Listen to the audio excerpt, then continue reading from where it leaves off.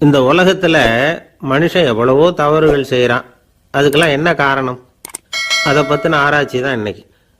இதுக்கு ஆராய்ச்சி என்னத்துக்கு? அது தெரிஞ்ச விஷயம் தானே அப்படின்னு நீங்க நினைக்கலாம்.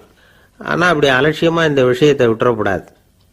பொதுவா எல்லோரும் நினைக்கலாம் எது சரி எது தவறு அப்படின்னு தெரியாததுனால தான் மனுஷன் தப்பு பண்றான் அப்படின்னு. ஆனா அப்படி சொல்லிட முடியாது. மனுஷன் தெரிஞ்சே தான் தவறுகள் பண்றான். இப்போ உதாரணத்துக்கு ஒரு சாலையில இடது பக்கம் போக வேண்டிய ஒருத்தர் நடுக்கோட்டை தாண்டி வலது பக்கமா வண்டியை ஓடிட்டு போறாருன்னு வச்சுங்க. என்னப்பா இது தப்பு இல்லையா அப்படின்னு அவர்கிட்ட கேட்டா, அதெல்லாம் எனக்கு தெரியும், நீ உன் வேலையை பார்த்துட்டு போ அப்படிம்பார். வலது பக்கமா போறது தப்புன்னு தெரிஞ்சே தான் அவர் அப்படி செய்யறார், அப்படி போறார்.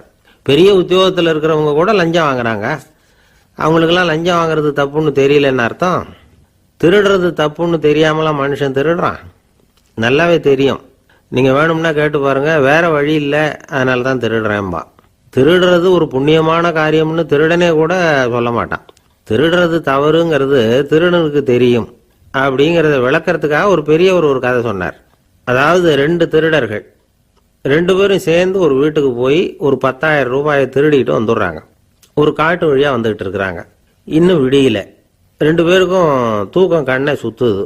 சரி, இப்படியே ஒரு மரத்தடியில் படுத்து தூங்குவோம், காலையில் விடிஞ்சதும் இந்த பணத்தை 2 பேரும் பங்கு போட்டுக்குவோம் அப்படின்னு முடிவு பண்றாங்க. அதே மாதிரி படுத்து தூங்குறாங்க. நடு ராத்திரியில ஒரு திருடன் முழிச்சுக்கிறான். விடிகிற வரைக்கும் காத்துக்கிட்டு இருந்தா 5,000 ரூபா தான் கிடைக்கும், இப்பவே கம்பி நீட்டினா 10,000 ரூபா கிடைக்கும் அப்படின்னு யோசிச்சு பார்த்துட்டு ஒரு முடிவுக்கு வந்தான். மெதுவா அந்த 10,000த்தையும் சுருட்டிக்கிட்டு அடுத்தவனுக்கு தெரியாம ஓடி போயிட்டான். விடியுது. அடுத்தவன் எழுந்திரிச்சு பாக்குறான். பணத்தையும் காணல, பாகஸ்தனையும் காணல. இந்த திருடன் அந்த திருடனை திட்டுறான்.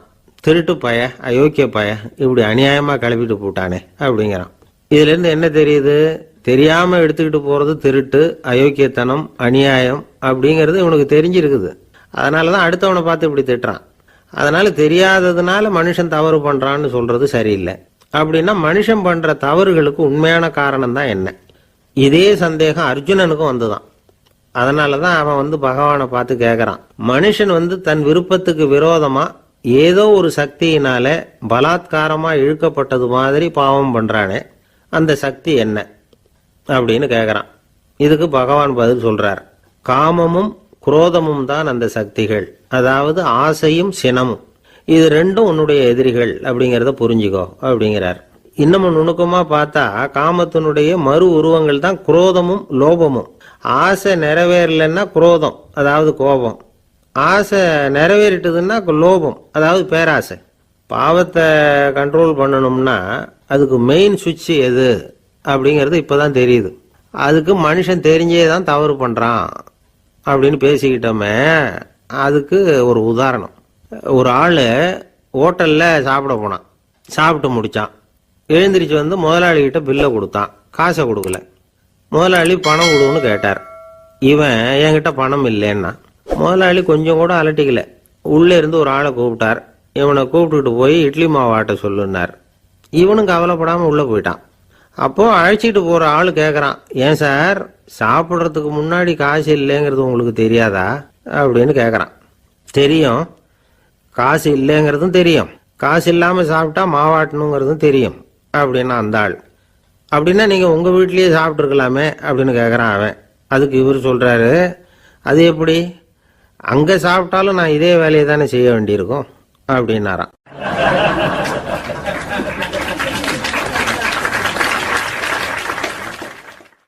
நம்மள மாதிரி ஒரு ஆசாமி அவன் நம்மள மாதிரியே கற்பனை பண்ணான்.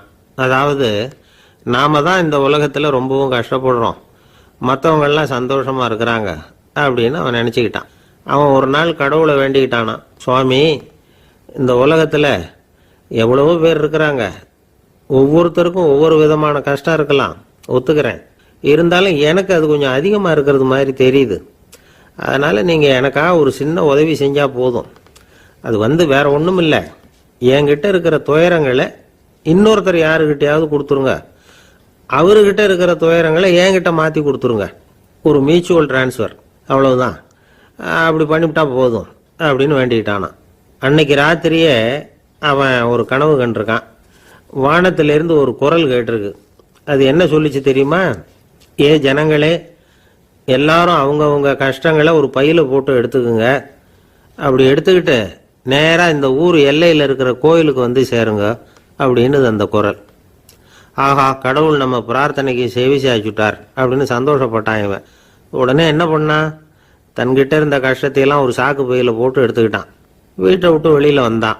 தெருவில் இறங்கி நடக்கிறான். அங்கே பார்த்தா ஏகப்பட்ட பேர் ஆளுக்கு ஒரு பையை தூக்கிக்கிட்டு கோயிலுக்கு போய்கிட்டு இருக்கிறாங்க. சில பேர் மூட்டையாக கட்டி தலையில் சுமந்துக்கிட்டு போய்கிட்டு இருக்கிறாங்க. இவன் பார்த்தான். இவனுக்கு ரொம்ப ஆச்சரியமாக இருந்தது. ஏன்னா எல்லாரும் வச்சிருக்கிற பை இவன் பையை விட பெருசாக இருந்தது. இவன் பை தான் இருக்கிறதுலையே கொஞ்சம் சின்னதாக தெரிஞ்சுது. இப்போ அவன் மறுபடியும் சாமியை வேண்டிக்கிட்டான். கடவுளே, இப்போ உள்ள சூழ்நிலையை கவனிச்சா என்கிட்ட இருக்கிற பையே பரவாயில்லன்னு தோணுது. அதனால் வேற பை எதையும் மாற்ற வேணாம், இதுவே பரவாயில்ல, இந்த பையோட திரும்பி வீட்டுக்கு போனால் போதும்னு நினைக்கிறேன் அப்படின்னு எதோ நினைக்க ஆரம்பிச்சுட்டான் அவன். எல்லாரும் கோயிலுக்கு போய் சேர்ந்தாங்க. கோயிலில் அந்த குரல் மறுபடியும் கேட்டுது. எல்லாரும் அவங்கவுங்க பைகளை சுகத்தில் தொங்க விடுங்க. திடீர்னு விளக்குகள் அணையும், மணி அடிக்கப்படும், அதுதான் அடையாளம். அந்த சமயத்தில் இருட்டில் உங்களுக்கு வேண்டிய பையை நீங்கள் மாற்றி எடுத்துக்கலாம், தேர்ந்தெடுத்துக்கலாம். வெளிச்சம் இருக்கிறப்பவே உங்களுக்கு பிடிச்ச பைக்கு பக்கமாக பார்த்து நீங்கள் நின்றுக்கலாம் அப்படின்னு சொல்லி விவரம் சொல்லிச்சான் அந்த குரல். அப்படி சொன்னதுக்கு அப்புறம் திடீர்னு விளக்கு அணைஞ்சுது, மணி அடிச்சுது. கொஞ்ச நேரம் கழித்து மறுபடியும் விளக்குகள்லாம் எரிஞ்சுது. இப்போ பார்த்தா எல்லாரும் அவங்கவுங்க பையையே கெட்டியாக பிடிச்சிட்டு நிற்கிறாங்க.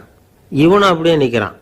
இவன் மெதுவாக பக்கத்தில் நிற்கிறவங்ககிட்ட கேட்டானா, ஏன் நீங்கள் பையை கையிலேயே வச்சுருக்கிறீங்க, செவுத்தில் மாட்டலையா அப்படின்னு கேட்டிருக்கான். இல்லைப்பா, நீ ஏன் கையிலேயே வச்சிருக்கிறியோ அதே காரணத்துக்காக தான் நாங்களும் வச்சிருக்கிறோம்.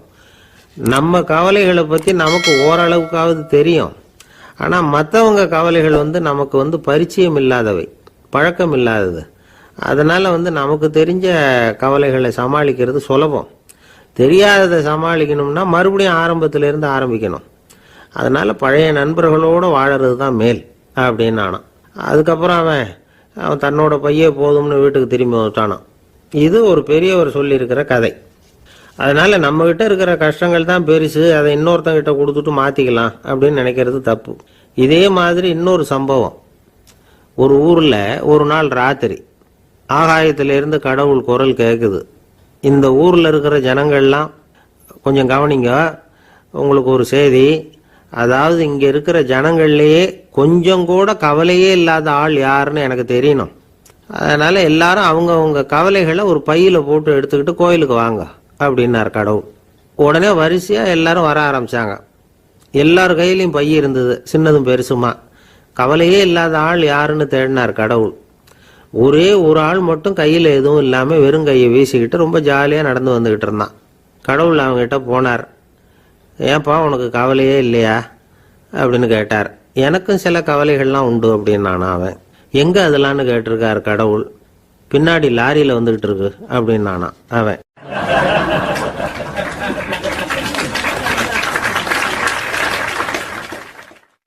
சங்கீத வித்வான்களில் பல வகை உண்டு.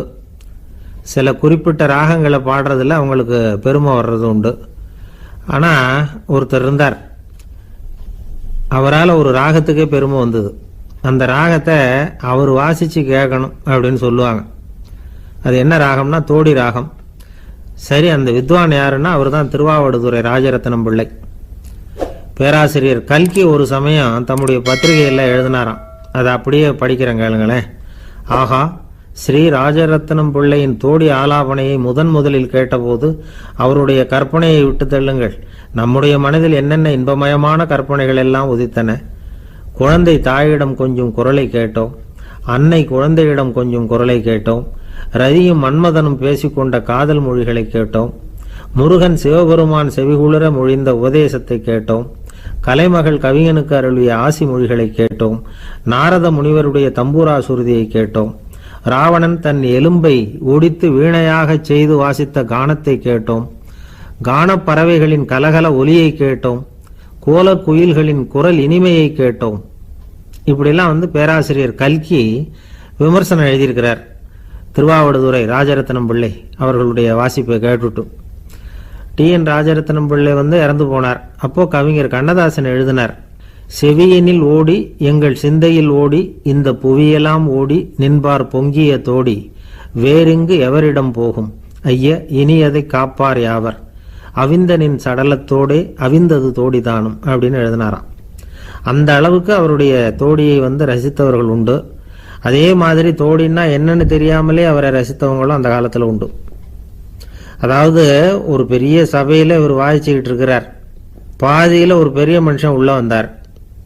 அவர் உடம்புல பட்டு வேஷ்டி, ஜருகை, அங்கவஸ்திரம், வாயில் வெத்தலை, வாசனை புகையில, காதில் வைரக்கடுக்கன், கழுத்தில் தங்க சங்கிலி, கை விரல் பூரா மோதிரம், கையில் ஒரு வெள்ளி வெத்தலை புட்டி, உதவிக்கு 2 பேர் பக்கத்தில். இவ்வளவு பந்தாவோடு வரார் கச்சேரி கேட்கறதுக்கு. இப்படி வந்தவர் முதல் வரிசையில் உட்கார்ந்தார்.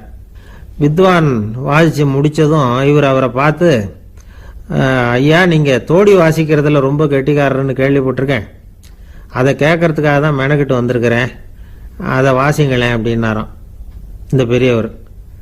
ராஜரத்னம் பிள்ளைக்கு ஒன்றும் புரியல. ஏன்னா இது வரைக்கும் அவர் வாசிச்சுக்கிட்டு இருந்ததே அந்த தோடி ராகத்தை தான். அதை வாசித்து முடித்ததும் அதை வாசிங்களேன்னு இவர் கேட்குறார். அப்படின்னா இவரோட ஞானம் எப்படிப்பட்டது? இவ்வளவும் கேட்டுட்டு இப்படி கேட்குறாரே அப்படின்னு அவர் யோசிச்சிருக்கிறார் ராஜரத்னம் பிள்ளை. உடனே என்ன பண்ணார் தெரியுமா? பக்கத்தில் ரொம்ப சாதுவாக சுருதி போட்டுக்கிட்டு இருந்த ஒரு முதுகில் ஓங்கி ஒரு குத்து விட்டாராம். அவருக்கு ஒன்றும் புரியல, எதுக்கு நம்மளை அடிக்கிறார் இவர், நம்மளை குத்துறாரு வித்வான்னு. அவர் அதிர்ச்சியால் இவர் நிமிந்து பார்த்துருக்கார். அப்போ ராஜரத்னம் பிள்ளை சொன்னாராம், ஏய்யா ஐயா பெரிய மனுஷன், என்னுடைய பரம ரசிகர், தோடி ராகம் கேட்கணுங்கிறதுக்காக இவ்வளவு தூரம் வந்திருக்கிறார், முத வரிசையில் உட்காந்துருக்கார். நீ இந்த சமயம் பார்த்து தோடி ராகம் வாசிக்கிற நாதஸ்வரத்தை வீட்டில் வச்சுட்டு வந்துட்டியே, இப்போ ஐயாவுக்காக அந்த ராகத்தை நான் எப்படி வாசிக்கிறது அப்படின்னு சொல்லிவிட்டு மறுபடியும் முதுகில் ஒரு அடி கொடுத்தாராம். அடி வாங்கினவருக்கே சிரிப்பு அடக்க முடியலையா.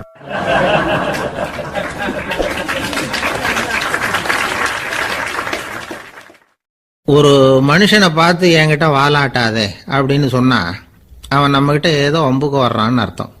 ஒரு நாயை பார்த்து யாரும் என்கிட்ட வாலாட்டாதே அப்படின்னு சொல்றது இல்லை. ஏன்னா நாய் வாலாட்டுனா அது நம்மகிட்ட தன்னுடைய நன்றியை தெரிவிக்கிறதாக நினைச்சிக்கிட்டு இருக்கிறோம். ஆனால் அது அப்படி இல்லை அப்படின்னு சொல்றாங்க அது சம்பந்தமான நிபுணர்கள். ஒரு நாய் தன்னுடைய வாலை இந்த பக்கமும் அந்த பக்கமுமா இப்படியும் அப்படியும் ஆட்டிக்கிட்டு இருந்தா அது பதட்டத்தில் கூட இருக்கலாம். நாய் நட்பா இருந்தாலும் வாலாட்டும், ஆத்திரத்தில் இருந்தாலும் வாலாட்டும், கோபத்தில் இருந்தாலும் வாலாட்டும், குழப்பத்தில் இருந்தாலும் வாலாட்டும், மகிழ்ச்சியா இருந்தா கூட அது வாலாட்டும். அதை நாம் தப்பா புரிஞ்சுக்கிட்டு அதுகிட்ட போய் மாட்டிக்க கூடாது. நாயை பத்தி எனக்கு நல்லா தெரியும் அப்படின்னு சொல்றவங்க கூட அதுகிட்ட கடி வாங்கிட்டு நிக்கிறது உண்டு. நிபுணர்கள் என்ன சொல்றாங்க தெரியுமா? எப்பவுமே நாய்கள் திடீர்னு கடிச்சு விடுறது இல்ல, கடிக்கிறதுக்கு முன்னாடி சில அறிகுறிகளை காட்டும். அதை சரியா புரிஞ்சுக்கிட்டோம்னா தப்பிச்சுக்கலாம். ஒரு வீட்டுக்கு போறீங்க, அங்க புதுசா ஒரு நாயை பாக்குறீங்க, உடனே அதுகிட்ட போய் குனிஞ்சு சிரிச்சுக்கிட்டே அது தலையில தட்டுறீங்க. இது ரொம்ப தப்பான். ஒரு நாய் இன்னொரு நாயை நேருக்கு நேரு பார்த்து பல்ல காட்டுனா அது தன்னுடைய தன்முனைப்பை காட்டுதுன்னு அர்த்தமா. உன்னை விட நான் பெரியவன் அப்படின்னு சொல்லுதுன்னு அர்த்தம். அதனால நீங்க அது மாதிரி கிட்ட போய் சிரிக்கிறோம் அப்படின்னு நினைச்சுக்கிட்டு பல்ல காட்டினா உங்களையும் எதிரியா நினைச்சிரும். இன்னொரு விஷயம் என்னன்னா, தலையில தட்டுனா நாய்க்கு பிடிக்காது. அது தன்னை அடக்கிறதாகவும் அச்சுறுத்துறதாகவும் நினைச்சுக்கிட்டு இருக்கும். சரி, அப்படின்னா புதுசா ஒரு இடத்துல அல்லது வீட்டில் நாய்க்குட்டியை பார்த்தா என்ன பண்றது? நீங்க சும்மா இருங்க, அதுவா கிட்ட வரட்டும், அதுக்கப்புறம் அதுகிட்ட கனிவா பேசுங்க. கண்ணம், மார்பு, தோல் இங்கெல்லாம் தட்டலாம், தப்பு இல்லையா? தலையில தான் தட்டப்படாதான். ஒரு நாய் உங்களை நோக்கி ஓடி வருது, நீங்களும் ஓடுனா அது துரத்த ஆரம்பிச்சிடும். அசையாம சில மாதிரி நின்றுடுங்க, அது கிட்ட வராது, அதுக்கு ஆர்வம் இல்லாம போயிடும். ஒரு தெருவில் சின்ன பிள்ளைங்க நிறைய பேர் விளையாடிட்டு இருக்கிறாங்க. அப்போ சில நாய்கள் அங்கே ஓடி வருது. எல்லாரும் ஓடினாங்க. அப்படி ஓடுறப்போ ஒரு பையன் கால் தடிக்கு கீழே விழுந்துட்டான். என்னாச்சு தெரியுமா? துரத்திட்டு வந்த நாய்கள்லாம் கீழே விழுந்தவன ஒன்றும் செய்யல, அவன் கிட்டே போகல. ஓடிக்கிட்டு இருந்தாங்கல்ல பசங்க, அவங்கள துரத்திக்கிட்டு அவங்க பின்னாடி ஓடிச்சான். அதுதான் நாய்களுடைய சுபாவம். ஒரு நாய் நம்மளை நேருக்கு நேர் முறைச்சு பார்க்குதுன்னு வச்சுங்க, நாமளும் அதை முறைச்சு பார்க்கக்கூடாது. நாம வேற பக்கம் எங்கேயாவது பார்க்க ஆரம்பிச்சிடணும். ஒரு நாய் கோபமா இருந்ததுன்னா அதோட வால் உறுதியா நேரா நிற்கும். ஒரு நாய் பணிந்து போனா அல்லது பயந்து போனா அது தன்னோட வாலை காலுக்கு நடுவில் வச்சுக்கும். ஒரு நாய் நம்மளை பார்த்து பயந்து நிக்குதுன்னு வச்சுங்க, அதனால நமக்கு ஆபத்து இல்லைன்னு நினைச்சிடக்கூடாது. உங்களை பார்த்துட்டு ஒரு நாய் ஒடுங்குச்சுன்னா நீங்க விலகி போயிடணும் அப்படின்னு அது நினைக்குது. நிறைய பேர் பயந்து போன நாயால கடிபடுறாங்க. இவன் நம்மளை விட பெரிய ஆள், மாட்டிக்கிட்டோம், வேற வழி இல்லை அப்படிங்கிற நினைப்புல தான் நாய் வந்து கடிக்க ஆரம்பிக்குதான். இதே மாதிரி சங்கிலியால கட்டி போடப்பட்டிருக்கிற நாயும் ஆபத்தானது தான். தொடர்ந்து கட்டி போட்டிருந்தா காலப்போக்கில் அது ஒரு மாதிரி ஆயிடும். நாய் வந்து குழந்தைகளை கடிக்காது அப்படின்னு சில பேர் சொல்லுவாங்க. அதுவும் ஒரு தவறான நம்பிக்கை. அதனால சின்ன குழந்தைகளை தனியாக நாயோட விளையாட விடக்கூடாது. ஆகக்கூடி நாயை பற்றி நிறைய விஷயம் புரிஞ்சுக்க வேண்டியிருக்குது. ஒருத்தர் தன்னுடைய நண்பர் வீட்டுக்கு போயிருந்தார். அவசியம் எங்கள் வீட்டில் சாப்பிட்டுட்டு தான் போகணும் அப்படின்னு ரொம்ப அன்பாக சொல்லிவிட்டார். அதை மீற முடியல இவரால். சரின்னு உட்காந்துட்டார். சாப்பாடு போட்டாங்க. சாப்பிட ஆரம்பிச்சார். அவங்க வீட்டில் கட்டி போட்டிருந்த நாய்க்குட்டி இவர் சாப்பிட்றத முறைச்சி பார்த்தது. ஏன் இப்படி என்ன இது முறைச்சி பார்க்குது உங்கள் வீட்டு நாய்க்குட்டி அப்படின்னு அவர் கேட்டார். அப்போ அவங்க சொன்னாங்களாம், அதுகிட்ட ஒரு கெட்ட பழக்கமுங்க, தன்னோட தட்டில் யார் சாப்பிட்டாலும் அது அப்படிதான் முறைச்சி பார்க்கும் அப்படின்னாராம் அவர்.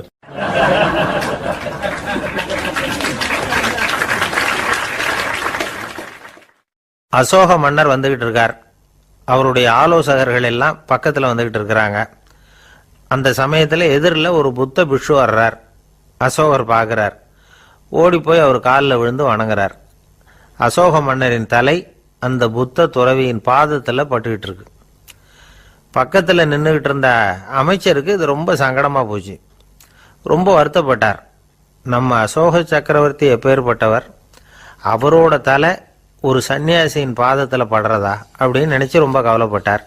அரண்மனைக்கு திரும்பினதும் அமைச்சர் மெதுவாக ஆரம்பிச்சார். அரசே, எனக்கு ரொம்ப வருத்தமாக இருக்குது அப்படின்னார்.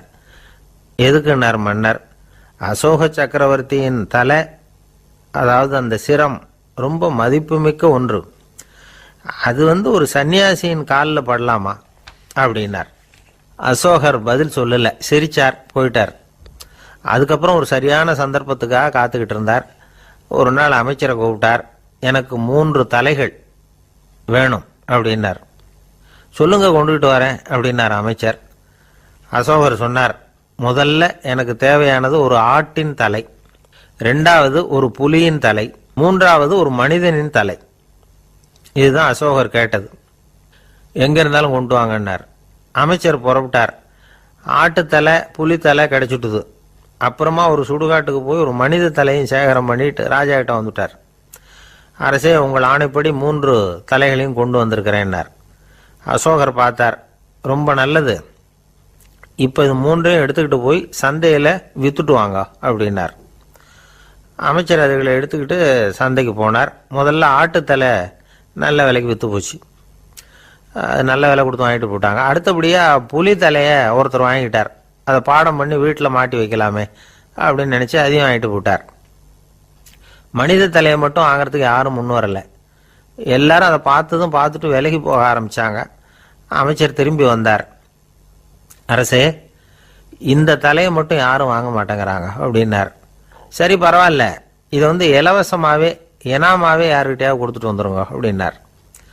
அமைச்சர் மறுபடியும் சந்தைக்கு போனார். இதை இலவசமாக தரேன், இதை வாங்கிக்கோங்க அப்படின்னார். அப்பவும் அதை யாரும் வாங்கிக்கிறதுக்கு தயாராக இல்லை.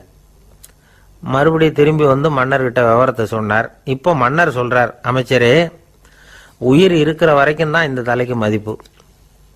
ஜீவன் போனதுக்கு அப்புறம் அதோட மதிப்பும் போயிடுது. அதனால மதிப்பு இருக்கும் பொழுதே பெரியவர்கள் பாதம் பணிந்து அந்த புனிதத்தை வந்து பெற்றுக்கொள்ளணும் அப்படின்னார். பணிவுங்கிறது வேற, அடிமைத்தனம்ங்கிறது வேற. பெரியவர்களை பணிவது நமக்கு பெருமை தரக்கூடிய விஷயம். இதை வந்து மனசில் வச்சுக்கிட்டு எப்போ காலில் விழணும், எப்போ காலில் விழக்கூடாது அப்படிங்கிறத முடிவு பண்ணிக்கணும். ஒரு சாதாரண ஆள் நடந்து வந்துக்கிட்டு இருந்தார். எதிரில் வந்த ஒரு பெரிய மனுஷன் ஓடி போய் அவர் காலில் விழுந்து தன்னுடைய தலையை அவர் பாதத்தில் கொண்டு போய் வச்சார். கொஞ்ச நேரம் கழித்து எழுந்திரிச்சு வந்துட்டார். வந்த பிறகு இவரை கேட்டேன், ஏன் திடீர்னு ஓடி போய் அந்த ஆளு காலில் விழுந்தீங்க அப்படின்னு. அவர் போட்டிருக்கிறது என்னோட காணாம போன செருப்பான்னு கண்டுபிடிக்கிறதுக்காக அப்படி விழுந்தேன் அப்படின்னார்.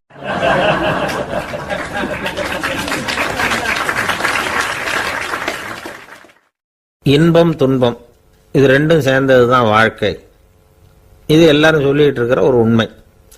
அது சரி, இது ரெண்டும் வர்றதுக்கு என்ன காரணம்? துறவி ஒருத்தர் யோசிச்சு பார்த்திருக்கார். இன்ப துன்பம் தோன்றுவதற்கு முக்கியமா 6 காரணங்கள் உண்டு அப்படிங்கிறார் அவர். அது என்னங்கிறத நாமளும் தெரிஞ்சு வச்சுக்குவோமே. இப்ப முதல் காரணம் சுயநலம். ஒரு தாயார் தன்னுடைய சுயநலம் கருதி தன்னுடைய மகன் இன்பமா இருக்கணும்னு ஆசைப்படுறாங்க. மகனும் அப்படியே ஆசைப்படுறான். அதனால தாயாரின் இன்ப துன்பங்களை பார்த்துட்டு மகனும் இன்ப துன்பம் அடையறான். அந்த அம்மாவுக்கும் அதே நிலைமை தான். 2வது காரணம் உறவு. நான் துறவியான பிறகு கூட உறவுங்கிற காரணத்தினால தான் தாயாருடைய சுக துக்கங்களை கண்டு நானும் சுக துக்கம் அடைகிறேன். என் தாயாருடைய நிலைமையும் இதுதான் அப்படிங்கிறார் ஒரு துறவி. 3வது காரணம் என்னன்னா அறிமுகம். எனக்கு அறிமுகமான ஒருத்தரை ரயில் நிலையத்தில் சந்திக்கிறேன். அவர் தன்னுடைய பணப்பையை எங்கேயோ தொலைச்சு விட்டு வருத்தப்பட்டு இருக்கிறார். நானும் வருத்தப்படுறேன். அந்த சமயத்தில் யாரோ ஒருத்தர் இதுதானே அவங்க பணப்பை அப்படின்னு சொல்லி கொண்டாந்து நீட்டுறார். பணப்பையை தொலைச்சவர் சந்தோஷப்படுறார். நானும் சந்தோஷப்படுறேன். இது அந்த துறவி சொல்ற அனுபவம். 4வது காரணம் என்னன்னா கருணை. எனக்கு முன்னே பின்ன தெரியாத ஒருத்தனை யாரோ ஒருத்தன் அடிச்சு காயப்படுத்தி போடுறான். கருணை காரணமா நான் அதுக்காக துக்கப்படுறேன். 5வது காரணம் எதையும் நம்புறது. ஒரு பசுமாட்டை ஒரு முரணை அடிச்சுக்கிட்டு இருக்கிறான் அப்படின்னு ஒருத்தர் நம்ம கிட்ட சொல்றாருன்னு வைங்க, உடனே நான் துக்கப்படுறேன். இன்னொருத்தர் அந்த முரணனை போலீஸ்காரங்க பிடிச்சிட்டு போயிட்டாங்கன்னு சொல்லி சொல்றாரு. நான் உடனே சந்தோஷப்படுறேன். 3வதா ஒருத்தர் முதல் 2 பேரும் சொன்னது பொய்யுங்கிறார். அப்ப நான் இன்ப துன்பம் ரெண்டுமே இல்லாம நிம்மதியா இருக்கிறேன். இது ஒரு விதம். அடுத்தது 6வது காரணம் என்னன்னா தன்மயமாகுதல். ஒரு நாவல் படிச்சுக்கிட்டு இருக்கிறோம். அதுல வர்ற பாத்திரங்களோட நாம ஒன்றி போயிடுறோம். அதுல வர்ற பாத்திரங்கள் சிரிச்சுதுன்னா நாமளும் சிரிக்கிறோம், அது அழுதுன்னா நாமளும் அழறோம். அதெல்லாம் அந்த துறவி சொல்ற அனுபவ உண்மைகள். இன்ப துன்பம் இது ரெண்டும் தோன்றுவதற்கு சுயநலம், உறவு, அறிமுகம், கருணை, எதையும் நம்புறது, தன்மயமாகிறது, இது எல்லாம் தான் முக்கிய காரணம் அப்படின்னு அவர் சொல்றார். ஆக கூடி ஒட்டு மொத்தமா யோசனை பண்ணி பார்த்தா பிற பொருள்கள் மீது பற்றுதல் காரணமா தான் நாம இன்ப துன்பம் அடையிறோம் அப்படிங்கிறத புரிஞ்சுக்க முடியுது. மனுஷன் இன்ப துன்பம் அடையறதுக்கு 7வது காரணம் கூட ஒன்று உண்டு அப்படின்னு சொல்லிட்டே வந்தார் ஒருத்தர். அது என்ன அப்படின்னு கேட்டோம். அதுதான் சார் இந்த நீங்க சொல்லிட்டு வர்ற இன்று ஒரு தகவல்னார். எப்படி சொல்றீங்கன்னு கேட்டோம். இன்று ஒரு தகவல் கேட்க ஆரம்பிக்கிறப்போ மனசுல இன்பம், ஆரம்பிச்ச உடனே இது ஏற்கனவே கேட்ட சமாச்சாரமாச்சே அப்படின்னு நினைக்கிறப்போ துன்பம் அப்படின்னு அதுக்கு ஒரு விளக்கம் கொடுத்தார் அவர்.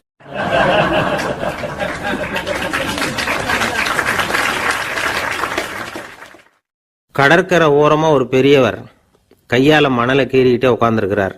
என்னத்தையும் தேடிட்டு இருக்கிறது மாதிரி தெரிஞ்சுது. மெதுவா கிட்டத்துல போய் என்னத்தை தேடிட்டு இருக்கிறீங்க அப்படின்னு கேட்டோம். அவரு சாவகாசமா நிமிந்து பார்த்து நிம்மதியை தேடிட்டு இருக்கிறேன்னார். நாங்க ஒரு மாதிரி ஆயிட்டோம். இருந்தாலும் சமாளிச்சுக்கிட்டு, சார் மணல்ல கிழிஞ்சல் தான் கிடைக்கும், நிம்மதி கிடைக்காது அப்படின்னோம். சரி, இன்னைக்கு வசமா நம்ம கிட்ட ஒரு ஆள் மாட்டிக்கிட்டார் அப்படின்னு நினைச்சு அவர் பக்கமா போய் உட்காந்துக்கிட்டு கதை சொல்ல ஆரம்பிச்சிட்டோம். ஒரு பெரிய மன்னர் இருந்தார். அவருக்கு எல்லா வசதியும் இருந்தது. இருந்தாலும் ஒரே ஒரு குறை. அது என்னன்னா நிம்மதி இல்லைங்கிற குறை. அரண்மனையில தினமும் கலை நிகழ்ச்சி, நாட்டியம் எல்லாம் நடந்துகிட்டு தான் இருந்தது. இருந்தாலும் நிம்மதி இல்லை. சரி, நிம்மதி எங்க கிடைக்கும் அப்படின்னு தேட ஆரம்பிச்சார். உடனே அதுக்கான முயற்சிகள்ல தீவிரமா இறங்கினார். நாட்டில் உள்ள தத்துவ மேதைகளை எல்லாம் கூப்பிட்டுட்டு வர சொன்னார். எல்லாரும் சேர்ந்தாங்க. அவங்கள பார்த்து நிம்மதி எங்க இருக்குது அப்படின்னு விசாரிச்சார். அவங்களுக்கு அது தெரிஞ்சா ஏன் இப்படி ராஜா முன்னாடி நின்றுட்டு இருக்க போறாங்க? ராஜாவோட கேள்விக்கு ஒவ்வொருத்தரும் ஒவ்வொரு மாதிரி விளக்கம் கொடுக்க ஆரம்பிச்சிட்டாங்க. எந்த பதிலும் ராஜாவுக்கு திருப்தி அளிக்கக்கூடிய அளவுக்கு இல்லை. சரி, போயிட்டு வாங்கன்னு சொல்லி அவங்களெல்லாம் அனுப்பி வச்சுட்டார். ஒரு நாள் அவர் மாளிகையில உப்பருகையில நின்றுட்டு இருக்கிறார். அந்த சமயத்துல தெருவில் ஒரு பிச்சைக்காரன் ரொம்ப உல்லாசமா பாட்டு பாடிக்கிட்டே போய்கிட்டு இருக்கிறான். குரல்ல ஒரு சந்தோஷம், நடையில ஒரு மிடுக்கு. அவங்ககிட்ட கொஞ்சம் கூட கவலை இருக்கிறதா தெரியல. உடனே ராஜா இதை பார்த்தார். ஏவலாளிகளை கைதட்டி கூப்பிட்டார். உடனே ஓடி போய் அந்த பிச்சைக்காரனை இங்க அழைச்சிட்டு வாங்கன்னு உத்தரவு போட்டார். இவங்க உடனே ஓடி போய் அவனை கூப்பிட்டாங்க. அரண்மனைக்கு வாழ்ந்தாங்க. அவன் வரல. அரண்மனைக்குள்ள அடி எடுத்து வைக்க மாட்டேன்னு சொல்லிவிட்டான். ராஜா கிட்ட விஷயத்தை சொன்னாங்க. அவருக்கு ரொம்ப ஆச்சரியம், இப்படி ஒரு ஆள் இருக்கிறானா அப்படின்னு. சரி, அவன் என்னதான் சொல்றான் அப்படின்னு விசாரிச்சார். இவங்க மறுபடியும் தெருவுக்கு போய் கேட்டாங்க. என்னை பார்க்கணும்னா ராஜா விருப்பப்பட்டாருன்னா அவரை வேணும்னா இங்கே வர சொல்லுங்க அப்படின்னு சொல்லிவிட்டான். அதை ராஜா கிட்ட சொன்னாங்க. அவருக்கு கோபம் வரல. இவ்வளவு சுதந்திர உணர்வோடு இருக்கிறவன் சாதாரண ஆளா இருக்க முடியாது அப்படின்னு நினைச்சார். உடனே கிடுகிடுன்னு இறங்கி தெருவுக்கு வந்தார். பிச்சைக்காரங்கிட்ட போனார். நீ கவலைப்படாம சந்தோஷமா பாடிக்கிட்டு போறியே, அது எப்படி முடியுது உன்னால அப்படின்னு கேட்டார். ஏன் அப்படி கேட்குறீங்கன்னு அவன், அதுக்கு இல்லை, எனக்கு அரண்மனையில் எவ்வளவோ சுகபோகங்கள்லாம் இருக்கு, இருந்தாலும் நிம்மதி இல்லை. இது ஏன்னு எனக்கு தெரியல. இந்த தேசத்தில் உள்ள அறிஞர்களை எல்லாம் கூப்பிட்டு கேட்டு பார்த்துட்டேன், அவங்களுக்கும் தெரியல. உன்னை கேட்டால் தெரியும்னு நினைச்சேன், அதனால தான் சந்திக்கிறதுக்கு ஆசைப்பட்டேன். ஆனால் நீ வரமாட்டேன்னு விட்டியே அப்படின்னார். பிச்சைக்காரன் கடகடன்னு சிரிக்க ஆரம்பிச்சுட்டான். மகிழ்ச்சிக்கும் உங்களுக்கும் தடையா இருக்கிறது இந்த மாளிகை தான். இதை விட்டுட்டு வெளியில வந்துட்டா நிம்மதி தேடிட்டு வந்துடும்னா. நான் அரசன், எனக்குன்னு கடமைகள் இருக்கு, அதையெல்லாம் விட்டுட்டு எப்படி வர முடியும்னார் ராஜா. ரெண்டும் ஒரே நேரத்தில் கிடைக்கணுங்கிறது முடியாத காரியம். உங்க சுகபோகத்துக்கு விலையாதான் உங்க நிம்மதியை கொடுத்துக்கிட்டு இருக்கிறீங்க. என்ன பாருங்க, என்கிட்ட எதுவும் இல்லை, அதனால எதுவும் போயிடுமோங்கிற பயமும் இல்லை, நிம்மதியா இருக்கிறேன் அப்படின்னா அவன். ராஜா உடனே சந்தோஷப்பட்டு தன்னுடைய மேலங்கியை எடுத்து அவனுக்கு பரிசா கொடுத்தாரான். அவன் சிரிச்சுக்கிட்டே அதை வாங்க மாட்டேன்னு விட்டானான். இதை நீங்க எனக்கு கொடுக்கறதுனால எந்த பயனும் இல்லை, அதே நேரத்தில் அதை வாங்கிக்கிட்டேன்னா அடுத்த வினாடியிலிருந்து அதை எப்படி காப்பாத்துறதுங்கிற கவலை எனக்கு வந்து சேர்ந்துடும், அப்புறம் தூக்கம் வராது, நிம்மதி போயிடும் அப்படின்னானா. சொல்லிவிட்டு அவன் பாட்டுக்கு சந்தோஷமா பாடிக்கிட்டே போயிட்டான். நிம்மதி எங்க இருக்குங்கிறதையும் ராஜா தெரிஞ்சுக்கிட்டார். அந்த இடத்துக்கு தன்னால போக முடியாதுங்கிறதையும் அவர் புரிஞ்சுக்கிட்டார். இப்படி இந்த கதையை அந்த கடற்கரையில மணலை கீறிக்கிட்டே உட்காந்துருந்தார அந்த பெரியவர்கிட்ட சொல்லி முடிச்சோம். அவர் முகத்துல ஒரு தெளிவு தெரிஞ்சது. எங்களை நிமிர்ந்து பார்த்தார். ரொம்ப நன்றிங்க, இப்ப எனக்கு தெரிஞ்சு போச்சு, நிம்மதி வேணும்னா அதுக்கு என்ன பண்ணணும்னு இப்ப நல்லா புரிஞ்சுக்கிட்டேன் அப்படின்னார். என்ன புரிஞ்சுக்கிட்டீங்கன்னு கேட்டோம். இனிமே இந்த பக்கம் வந்தா உங்க கண்ணுல படாத இடமா பார்த்து உட்காரணும்னு புரிஞ்சுக்கிட்டேன் அப்படின்னார்.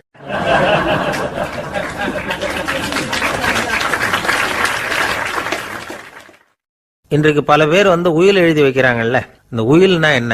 அதாவது ஒரு நபர் தனக்கு பின்னாடி தன்னுடைய சொத்துக்கள் யாருக்கு போய் சேரணும்னு நினைக்கிறாரோ அந்த நினைப்பை சட்டப்படி உறுதிப்படுத்துறது தான் உயில்.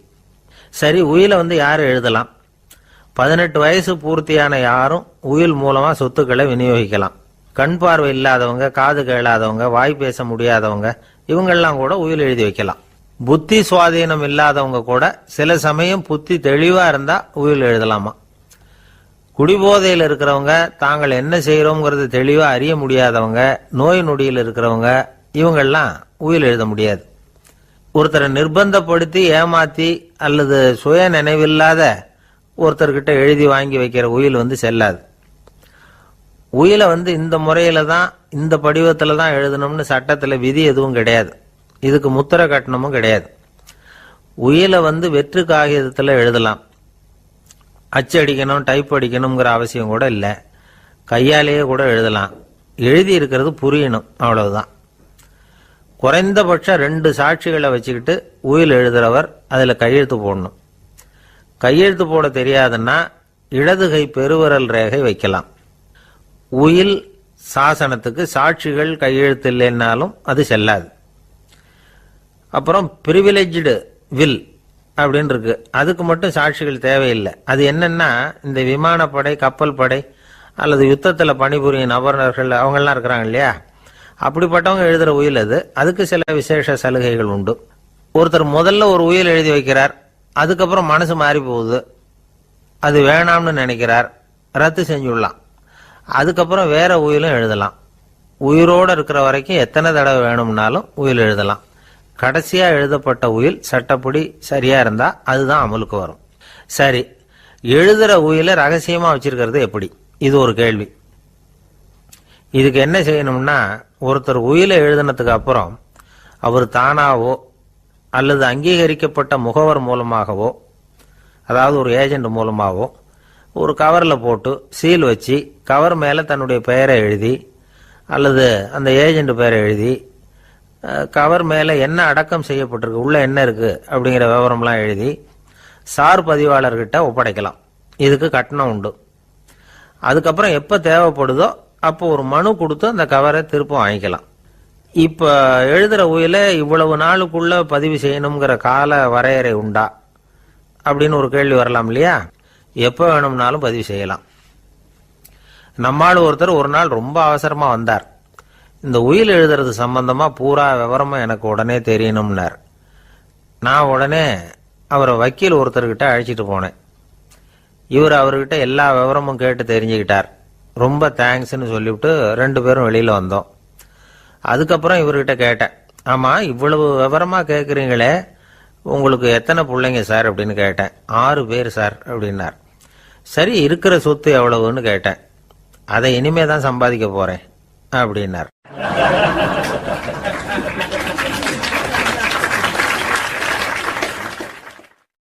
வயிறு பசிக்குதேங்கிறது சிலரோட கவலை, வயிறு பசிக்க மாட்டேங்குதே அப்படிங்கிறது சில பேரோட கவலை. 2 விதமான கவலைக்கும் வயிறு தான் காரணமாக இருக்குது. வயிறு பசிச்சதுன்னா அது இயற்கை, வயிறு பசிக்கலைன்னா அது வியாதி. ஆனால் பசியையும் நாம் பசிப்பிணி அப்படின்னு தான் சொல்லுவோம். என்ன காரணம்? வியாதியை போக்க வேண்டியது எவ்வளவு முக்கியமோ அதை விட முக்கியம் பசியை போக்க வேண்டியது. ஒரு சமுதாயத்தில் பசிப்பிணியே இருக்கக்கூடாது, அதுதான் நல்ல சமுதாயம். பசியை போக்கணும்னா சாப்பாடு போடணும், பசியின்மையை போக்கணும்னா வைத்தியம்தான் பண்ணணும். இது சம்பந்தமாக எவ்வளவோ ஆராய்ச்சிகள் நடக்குது, நிறைய மருந்து கண்டுபிடிச்சிருக்கிறாங்க. நம்ம உடம்புல பசியை தூண்டக்கூடிய பகுதி எது, இதை முதல்ல தெரிஞ்சுக்கணும் இல்லையா? நாம் சாப்பிட்ற ஆகாரம் செரிக்கிறதுக்கு எது காரணம் தெரியுமா? நம்ம மூளையோட பின்பகுதி தான் அதுக்கு காரணமாக இருக்குதாம். மூளையின் பின்பகுதியில் நரம்பு செல்களால் ஆன 2 வகையான ஆரக்சின்கள் தான் பசியை உண்டாக்குது அப்படின்னு கண்டுபிடிச்சிருக்கிறாங்க. 2 ஆய்வாளர்கள் இதை கண்டுபிடிச்சிருக்காங்க. அவங்க 2 பேரும் டெக்சாஸ் பல்கலைக்கழகத்தில் ஹார்வர்டு ஹக்ஸ் மருத்துவ கல்வி நிலையத்தில் பணிபுரிகிறவங்களாம். உண்பது தேவைங்கிறது உணரப்படும் போது மூளையின் அந்த குறிப்பிட்ட பகுதி ஆரக்சின் அப்படிங்கிற ஹார்மோன்களை சுரக்கும். அது பசி உணர்வை தூண்டும் அப்படிங்கிறது தான் அந்த ஆய்வாளர்களின் கண்டுபிடிப்பு. இந்த ஆரக்சின் வேறு சில உயிரினங்கள்லேயும் உண்டு. இப்போ எலிகளில் கூட இது இருக்குது. அதனால் எலிகளை வச்சு இது சம்பந்தமாக ஆராய்ச்சி பண்ணாங்க. எலிகள் உடம்புல ஆரக்சினை செலுத்தி பார்த்தாங்க. உடனே என்னாச்சு தெரியுமா? அந்த எலியெல்லாம் பசியால் துடிக்க ஆரம்பிச்சுட்டுது. எதையாவது தின்னு பசியை தீர்த்தா போதுங்கிற அளவுக்கு அந்த எலிகள்லாம் அல்லாட ஆரம்பிச்சுட்டுது. இயல்பாக சாதாரணமாக அந்த எலிகள் எவ்வளவு சாப்பிடுமோ அது மாதிரி 8 முதல் 10 மடங்கு அதிகமான ஆகாரத்தை 1 மணி நேரத்துக்குள்ளே சாப்பிட்டு தீர்த்துட்டு தான். சில எலிகளின் மூளையில் இந்த ஆரக்சின் அளவை கட்டுப்படுத்தி பார்த்துருக்குறாங்க. உடனே என்னாச்சு தெரியுமா? அதெல்லாம் சாப்பாட்டை கண்டா முகத்தை திருப்பிட்டு போக ஆரம்பிச்சுட்டு தான். அந்த எலிகளுக்கு பசி எடுக்கலையா. இந்த ஆராய்ச்சியின் அடிப்படையில் பசியை எடுக்காமல் இருக்கிற மனிதர்களுக்கும் பசியை தூண்ட முடியும் அப்படின்னு சொல்லி ஆராய்ச்சியாளர்கள் தெரிவிச்சிருக்கிறாங்க. ஆக ஆரக்சின் தான் பசிக்கு காரணம்ங்கிறது தெரிஞ்சு போச்சு. சரி, இந்த ஆரக்சின் அப்படின்னா என்ன? அது ஒரு கிரேக்க சொல். அதுக்கு பசின்னு அர்த்தம். நம்ம ஆளுங்களுக்கெல்லாம் பசியை தூண்டுறதுக்கு மருந்து தேவையில்லை, பசியை குறைக்கிறதுக்கு தான் மருந்து தேவை. ஒரு அம்மா டாக்டரை தேடி வந்தாங்களாம். டாக்டர், எங்கள் வீட்டுக்காரருக்கு திடீர்னு அகோர பசி, நிறைய சமைச்சு போடுறேன், அவ்வளவையும் சாப்பிட்டுட்டு கீழே கிடக்கிற குப்பை கூலங்களையும் எடுத்து சாப்பிட ஆரம்பிச்சுடுறார், இது என்னன்னு கவனித்து பாருங்க அப்படின்னாங்களாம். எவ்வளவு நாளாக அப்படி இருக்குதுன்னு கேட்டிருக்காரு டாக்டர். 1 வாரமாக அப்படி இருக்குதுன்னாங்களாம். இவ்வளவு நாளாக ஏன் சும்மா இருந்தீங்க, ஆரம்பத்திலே இங்கே அழைச்சிட்டு வர வேண்டியது தானே அப்படின்னாரான் டாக்டர். அது ஒன்றும் இல்லை டாக்டர், வீடு பூரா சுத்தமாகட்டுமேன்னு பார்த்துக்கிட்டு இருந்தேன் அப்படின்னாங்களாம் அந்த அம்மா.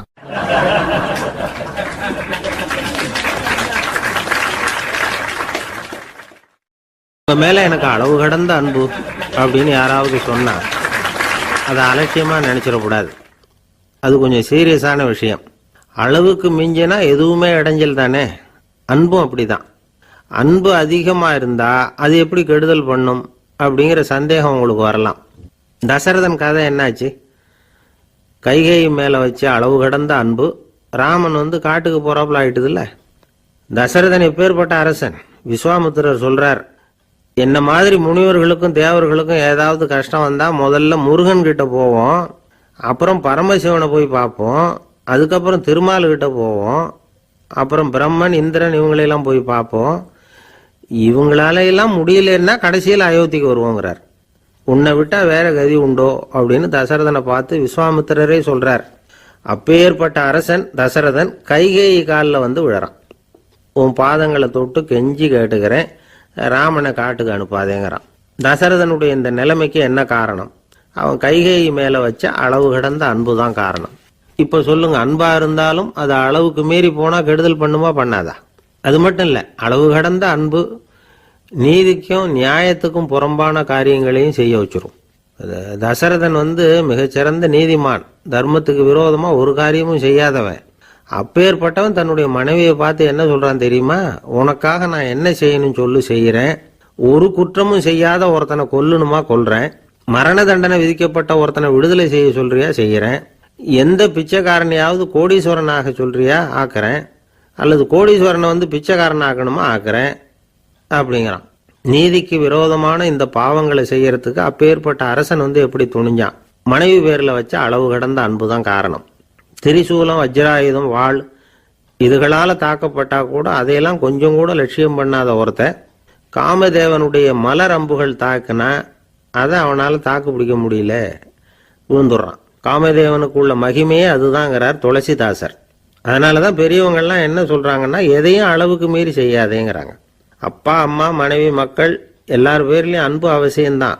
ஆனா அந்த அன்பு அறிவுக்கு புறம்பா இருக்கக்கூடாது, அளவுக்கு மீறி இருக்கக்கூடாது. அப்பதான் வாழ்க்கை சுகமா இருக்கும். இல்லைன்னா அவஸ்தை தான்.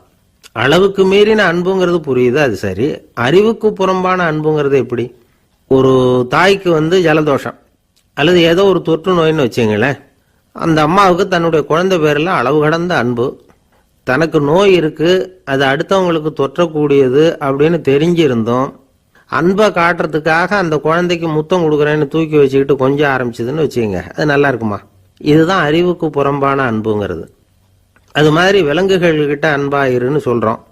அதுக்காக புலிக்கு முத்தம் கொடுக்க முடியுமா? அப்படி கொடுத்தா அது அறிவுக்கு புறம்பான அன்பு. அதனால அன்பு கூட அறிவுபூர்வமா இருக்கணும் அப்படிங்கிறத இன்னைக்கு தகவல் மூலமா நாம புரிஞ்சுக்கணும். இந்த காலத்து காதலன் தன்னுடைய காதலிகிட்ட சொன்னானாம், இதை பாரு, உன் பேர்ல எனக்கு அளவு கடந்த அன்பு, உனக்காக என்ன செய்யணும் சொல்லு செய்யறேன். நெருப்புல நடக்கணுமா நடக்கிறேன், நீர்ல குதிக்கணுமா குதிக்கிறேன், உயிரையே கொடுக்கணுமா கொடுக்கறேன் அப்படின்னா. சரி, வர்ற ஞாயிற்றுக்கிழமை சாயந்தரம் 6 மணிக்கு இதே இடத்துக்கு வாங்க அப்படின்னு அந்த பொண்ணு. இவன் கொஞ்சம் யோசனை பண்ணி பார்த்துட்டு, அன்னைக்கு மழை பெய்யாம இருந்தா வந்துடுறேன் அப்படின்னானா. ஒரு பெரிய அரசன் இந்த உலகம் பூராவையும் ஆண்டுகிட்டு இருந்தான். ரொம்ப காலம் அப்படி அரசாட்சி பண்ணிக்கிட்டு இருந்தான். திடீர்னு அவனுக்கும் சில எதிரிகள் முளைச்சாங்க. அவங்கெல்லாம் ஒன்று சேர்ந்து இவனை தோற்கடிச்சுட்டாங்க. தோத்து போனது இவனுக்கு பயம் வந்துட்டுது, எங்கே எதிரிகள் நம்ம கொண்டுடுவாங்களோ அப்படின்னு. வெளியில் வந்தால் தனக்கு ஆபத்துன்னு பயந்துக்கிட்டு யாருக்கும் தெரியாமல் ஒரு குகைக்குள்ளே போய் பதுங்கி கிடக்கிறான். நிலைமையை பாருங்க. முதல் நாள் அரண்மனையில் அதிகாரம் பண்ணிக்கிட்டு இருந்தவன் மறுநாள் குகையில் பயந்து போய் பதுங்கி கிடக்கிறான். ராத்திரி நேரம் வந்தது, பசி வயத்தை கிள்ளுது, பிச்சை எடுத்து சாப்பிட வேண்டிய நிலைமை. பிச்சை எடுக்கிறதுக்கு பாத்திரம் வேணுமே, என்ன பண்ணுறது அப்படின்னு அங்கேயும் இங்கேயும் பார்க்குறான். ஒரு மூலையில் யாரோ விட்டுட்டு போன ஒரு ஓடு கிடக்குது. அதை எடுத்துக்கிட்டு புறப்பட்டான். இருட்டில் வழி புரியல. ஏதோ ஒரு யூகத்தில் காலை மெதுவாக எடுத்து வச்சு நடந்து போய்கிட்டு இருக்கிறான். வழியில் ஒரு கருப்பு நாய் படுத்து கிடந்தது. இருட்டில் அவன் இது கண்ணுக்கு சரியாக தெரியல, அவனுக்கு தவறி போய் காலை வச்சுட்டான். அது மேலே நாய் சும்மா இருக்குமா, வள்ளுன்னு விழுந்து கடிச்சு விட்டுது. காலை பார்க்குறான், காலத்தையும் நினச்சி பார்க்குறான். அரண்மனையில் வீரக்கழல் அணிந்த காலை உடைய மன்னா அப்படின்னு புகழ்வாங்களே புலவர்கள்லாம். ஆனால் அது இன்னைக்கு நாய் கடித்த காலம் ஆயிட்டுதே அப்படின்னு நினைக்கிறான். அது மட்டும் இல்லை, முன்னாடி எல்லாம் பொற்கிண்ணங்களில் தான் அவன் சாப்பிடுவான். ஆனால் இப்போ உடஞ்சி போன ஓட்டு, அது ஓட்டை கையில் வச்சுக்கிட்டு நிற்கிறான். அதில் ஏதாவது யாராவது சாப்பாடு போடுவாங்களான்னு. முன்னாடியெல்லாம் நிறைய பேர் அரண்மனைக்கு வருவாங்க, அரசருக்கு காணிக்கைன்னு சொல்லி இவன் காலடியில் கொண்டாந்து கொட்டுவாங்க. அப்போலாம் இவன் அந்த ஜனங்களுடைய முகத்தை திரும்பி கூட பார்க்கறது இல்லை, ரொம்ப கர்வமாக உட்காந்துருப்பான். அதே ஆள் இன்னைக்கு எல்லார் கண்ணுலையும் படுறது மாதிரி பிச்சை எடுத்துக்கிட்டு இருக்கிறான்.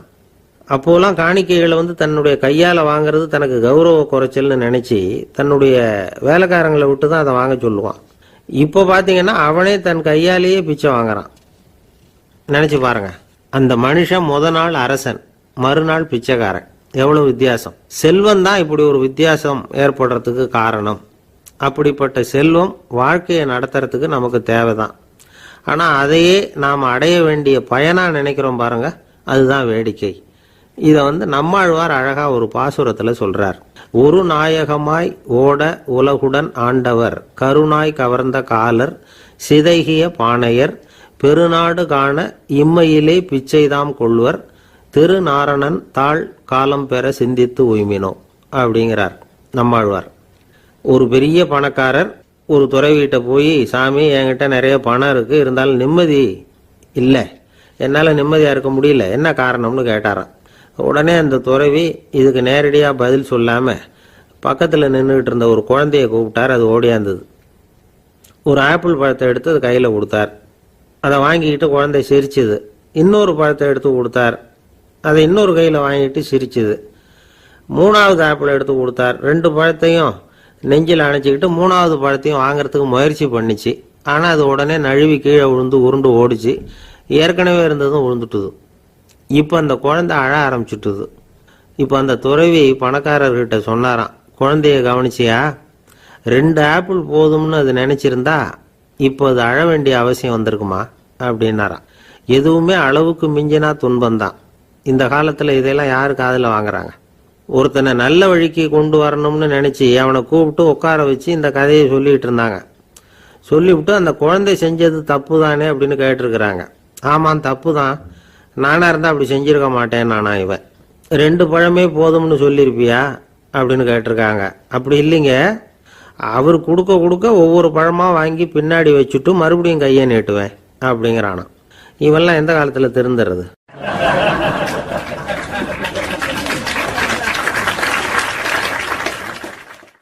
ஒரு பெரிய தத்துவ சிந்தனையாளர் இருந்தார், சுவாங்சு அப்படின்னு பேர். அவருடைய மனைவி ஒரு நாள் திடீர்னு காலமாயிட்டாங்க. ஐயோ பாவம், அவர் ரொம்ப வருத்தப்படுவார், போய் ஆறுதலாக 4 வார்த்தை பேசிவிட்டு வரலாம் அப்படின்னு நினச்சிக்கிட்டு நிறைய பேர் அவரை தேடிட்டு வந்தாங்களாம். வந்தவங்களுக்கு ஆச்சரியம், ஏன்னா இவர் வருத்தப்பட்டுக்கிட்டு இருப்பார் அப்படின்னு தானே எதிர்பார்த்தாங்க. அப்படி இல்லை, தாளம் போட்டுக்கிட்டு உட்காந்துருக்கிறார். தாளத்துக்கு தகுந்த மாதிரி பாட்டு வேற பாடிக்கிட்டு இருக்கிறார். என்ன மனுஷன் அவர், கொஞ்சம் கூட கவலை இல்லாமல் இப்படி இருக்கிறாரு அப்படின்னு நினைச்சாங்க. ஒருத்தர் துணிஞ்சு அவர்கிட்ட கேட்டுவிட்டார், என்னங்க இது இப்படி அப்படின்னு. அதுக்கு அவர் என்ன சொன்னார் தெரியுமா? இதை பாருங்க, என்னுடைய மனைவி பிறக்கிறதுக்கு முன்னாடி அவளுக்கு உயிரும் கிடையாது, உடலும் கிடையாது. அதுக்கு பிறகுதான் உயிர் வந்தது, உடல் வந்தது, அந்த உருவம் வந்தது. இப்போ என்ன ஆச்சு? அந்த உருவமும் உயிரும் போயிட்டுது, அவ்வளவுதானே. வந்தது போயிட்டுது. இளவேனில் காலம், இலையுதிர் காலம், பனிக்காலம், இப்படி பருவங்கள் மாறி மாறி வருது இல்லையா? அது மாதிரி பிறப்பும் இறப்பும் மாறி மாறி வருது. இது இயற்கை. இதுக்காக அழுதா அது எப்படி அப்படின்னாராம். ஞான தெளிவு அடைஞ்சவங்களுக்கு எல்லாமே சுகம்தான். திருவள்ளுவரும் அதைத்தான் சொல்றார், உறங்குவது போலும் சாக்காடு, உறங்கி விழிப்பது போலும் பிறப்பு. தூங்குறதுக்கெல்லாம் நாம் வருத்தப்பட்டுக்கிட்ட இருக்கிறோமா? இன்னைக்கு தூங்க வேண்டியிருக்குதே, இன்னும் கொஞ்சம் நேரத்தில் நான் தூங்க வேண்டியிருக்கு அப்படின்னு சொல்லி யாராவது அழுதுகிட்டு இருப்பாங்களா? அதனால் இந்த உலக வாழ்க்கையினுடைய இயல்பை யதார்த்தத்தை நாம் தெளிவாக புரிஞ்சுக்கணும். அப்படி புரிஞ்சுக்கிட்டா நாம் கவலை இல்லாமல் வாழ முடியும்.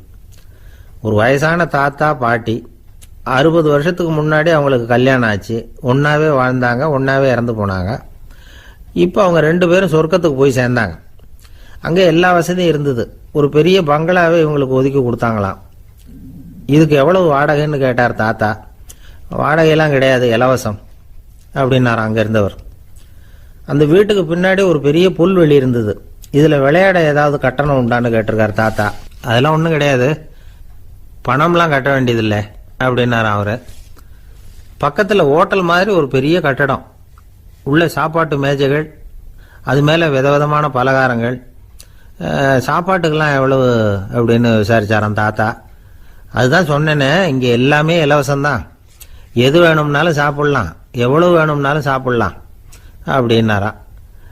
நீங்கள் சொல்கிறீங்க அப்படி, ஆனால் நான் சர்க்கரை சேர்த்துக்கக்கூடாது, உப்பு சேர்த்துக்கக்கூடாது, பாட்டி கையால் எப்பவும் பத்திய சாப்பாடு தான் அப்படின்னாராம் தாத்தா.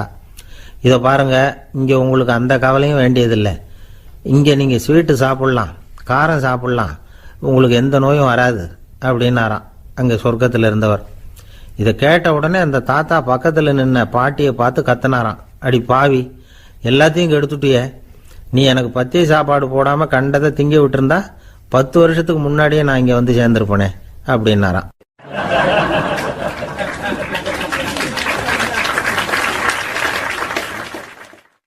ஒரு சன்னியாசி, அவர் ஒரு நாள் ஒரு கனவு கண்டாராம். அந்த கனவுல அவர் சொர்க்கத்துக்கு போறார். அங்கே ஒரு பெரிய திருவிழா நடந்துகிட்டு இருக்குது. எங்கே பார்த்தாலும் அலங்கார வளைவுகள், வண்ணமயமான விளக்குகள், பாதைகள் பூரா மலர்கள், எல்லா கட்டடங்களும் ஒளிமயம். அவ்வளவு கோலாகலமா பிரம்மாண்டமா அந்த திருவிழா நடந்துகிட்டு இருக்குது. அது என்ன திருவிழாங்கிறது இந்த சன்னியாசிக்கு புரியல. அங்க எதிரில் வந்துகிட்டு இருந்த ஒருத்தரை நிறுத்தி, என்ன விசேஷம் இங்க அப்படின்னு விசாரிச்சாராம். உனக்கு தெரியாத விஷயம், இன்னைக்கு இறைவனுக்கு பிறந்த நாள், அதை தான் எல்லாரும் சேர்ந்து கொண்டாடுறோம். இதுக்காக பிரம்மாண்டமான ஊர்வலம் ஒன்று வரப்போகுது. இறைவனே அந்த ஊர்வலத்தில் கலந்துகிறார் அப்படின்னார் அவர். உடனே அந்த சன்னியாசி ஒரு மரத்து நிழல்ல ஒதுங்கி நின்றுக்கிட்டார். ஊர்வலம் வந்துகிட்டு இருக்குது. முதல்ல ஒரு குதிரை வந்துகிட்டு இருக்கு. அது மேலே ஒருத்தர் உட்காந்துருக்கிறார். அவருக்கு பின்னாடி நிறைய பேர் கூட்டமாக வந்துகிட்டு இருக்கிறாங்க. இவ்வளவு கூட்டம் இவர் பின்னாடி வருதே, யார் இவர் அப்படின்னு கேட்டார். ஒரு மதத்தின் பெயரை சொல்லி, இவர் அந்த மதத்தின் தலைவர், அவரை பின்பற்றுகிற மக்கள் கூட்டம் பின்னாடி வந்துகிட்டு இருக்குது அப்படின்னு விவரம் சொல்லியிருக்கிறாங்க. இவங்களுக்கு அடுத்தபடியா இன்னொரு குதிரையில் ஒருத்தர் வந்துகிட்டு இருக்கிறார். அவருக்கு பின்னாடி ஏகப்பட்ட கூட்டம். இவர் யாருங்க அப்படின்னு கேட்டிருக்கார் சன்னியாசி. அங்கே இருக்கிறவங்க விவரம் சொல்லியிருக்கிறாங்க. இன்னொரு மதத்தின் பெயரை சொல்லி, இவர் அந்த மதத்தினுடைய தலைவர், அவர் வழியை பின்பற்றுகிறவர்கள் அவர் பின்னாடி கூட்டமாக வந்துகிட்டு இருக்கிறாங்க அப்படின்ட்டு இருக்காங்க. இப்படி ஒவ்வொருத்தராக குதிரை மேலே வந்துக்கிட்டே இருக்கிறாங்க. அவங்கள பின்பற்றியும் ஒவ்வொரு கூட்டம் வந்துக்கிட்டே இருக்குது. அந்த பெரிய ஊர்வலம் அது பாட்டுக்கு போய்கிட்டு இருக்குது. கடைசியாக அது முடிஞ்சது ரொம்ப நேரம் கழித்து.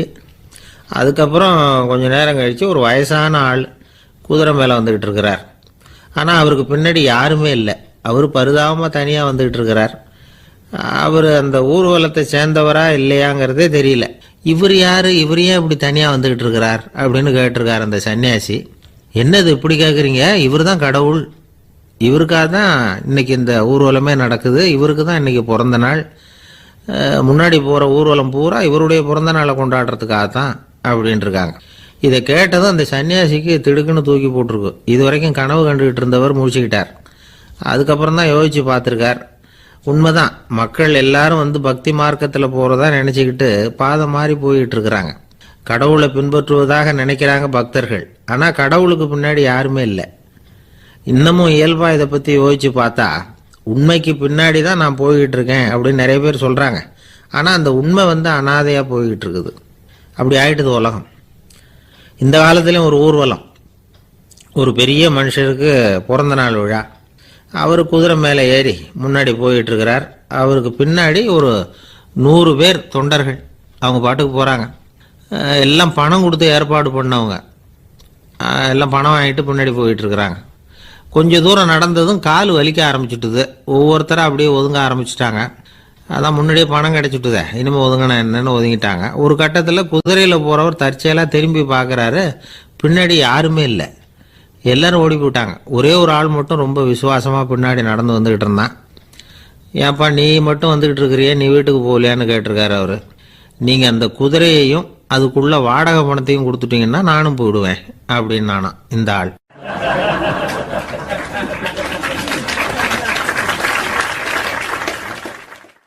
ஒரு ஊரில் ஒரு ஆள் இருந்தான்.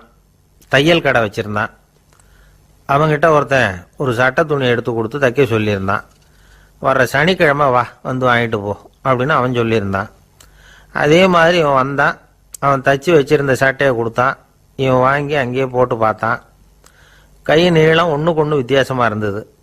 வலது கை இடது பக்கத்தை விட நீளம் குறைச்சலாக இருந்தது. அவன் முணுமுணுக்க ஆரம்பிச்சுட்டான். என்ன இது இப்படி தைச்சுட்டியேன்னு. இதுக்கு அவன் சொன்னான், ஐயையோ இதுக்காகவா சங்கடப்படுறீங்க, வலது கையை மட்டும் கொஞ்சம் உள்ளே இழுத்தாப்புல வச்சுக்கிட்டீங்கன்னா சரியாக போகுது. மற்றபடி அந்த சட்டையில் உள்ள கலை அம்சத்தை கவனிங்க. எவ்வளோ அற்புதமாக தைச்சிருக்கேன் பாருங்கள். ஒரு சின்ன குறைய இப்படிலாம் பொருட்படுத்த வேண்டியதில்லை. நான் சொன்னது மாதிரி கையை கொஞ்சம் உள்ளே இழுத்தது மாதிரி வச்சுக்கிட்டு நடந்து போங்க, ஜோராக இருக்கும் அப்படின்னா. அவனும் யோசித்து பார்த்தான். சரியான யோசனையாக தான் தோணுச்சு. கொஞ்சம் முயற்சி பண்ணி வலது கையை கொஞ்சம் உள்ளே இழுத்து சட்டை சரியாக இருக்கிறது மாதிரி பண்ணிட்டான். இப்போ மறுபடியும் ஒரு பிரச்சனை. வலது கையை உள்ளே இழுத்த மாதிரி அப்படியே வச்சுக்கிட்டதும் முதுகு பக்கம் கொஞ்சம் துணி தளர்த்தியாக தொங்குறது மாதிரி தெரிஞ்சுது. என்ன இது, முதுகு பக்கம் துணி குவிஞ்சுட்டுதே, தொங்குதே அப்படின்னா மறுபடியும், அடடா இதுக்காகவா கவலைப்படுறீங்க, உடம்பு அதுக்கு தகுந்த மாதிரி கொஞ்சம் வளைச்சிக்கிட்டா சரியாக போடுது. இதுக்காக அந்த அழகான தையலை பிரித்து அதில் உள்ள கலை அம்சத்தை கெடுக்கிறதுக்கு என் மனசு இடம் தரல. எவ்வளவுக்கு தளர்த்தியாக இருக்கோ அவ்வளவுக்கு கொஞ்சம் உடம்ப வளைச்சி அப்படி குனிஞ்சது மாதிரி போங்க போதும் அப்படின்னா. அதுவும் நல்ல யோசனையாக தான் பட்டுது இவனுக்கு. சரின்னு சொல்லிவிட்டு புறப்பட்டான். தெருவில் இறங்கினான். கையை கொஞ்சம் உள்ளே இழுத்தான். உடம்ப கொஞ்சம் முன்னால் வளைச்சான். சட்டைக்கு தகுந்த மாதிரி உடம்ப பண்ணிக்கிட்டான். மெதுவாக நடந்து போகிறான். இப்போ எதிரில் இன்னொருத்தன் வரான்.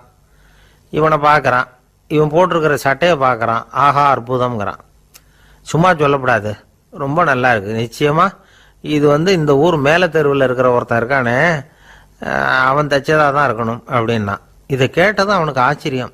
எப்படி அவ்வளவு கரெக்டாக கண்டுபிடிச்சிங்க அப்படின்னு கேட்டிருக்கான். இதுக்கு அந்த வழிபோக்கன்னு சொன்னானா, அவன் ரொம்ப கெட்டிக்காரன். உங்களை மாதிரி உடம்பும் கையும் வளைஞ்சு போன ஒரு ஆசாமிக்கு அவனை தவிர வேற யாராலேயும் இவ்வளவு பொருத்தமான ஒரு சட்டையை தைக்க முடியாது அப்படின்னானா. பாருங்க, அவனுக்காக இவன் அனுசரிக்க போய் இவனோட நிலைமை எப்படி ஆயிட்டுது பாருங்க. இதே மாதிரி தான் சில சடங்குகளும் சம்பிரதாயங்களும் நம்மளை கோமாளி ஆக்கி விட்டுரும். எதுவாக இருந்தாலும் அதில் அறிவுபூர்வமான அணுகுமுறை அவசியம்.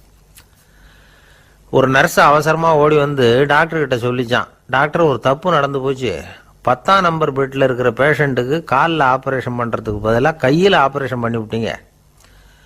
கை ஆப்ரேஷன் பண்ணிக்க வேண்டிய ஆள் 7ஆம் நம்பர் பெட்டில் இருக்கார் அப்படின்னு தான். அதுக்கு இவர் பதட்டப்படாமல் சொன்னாராம், பரவாயில்ல, இவரை தூக்கி 7ஆம் நம்பர் பெட்டில் போட்டுரு அப்படின்னாராம்.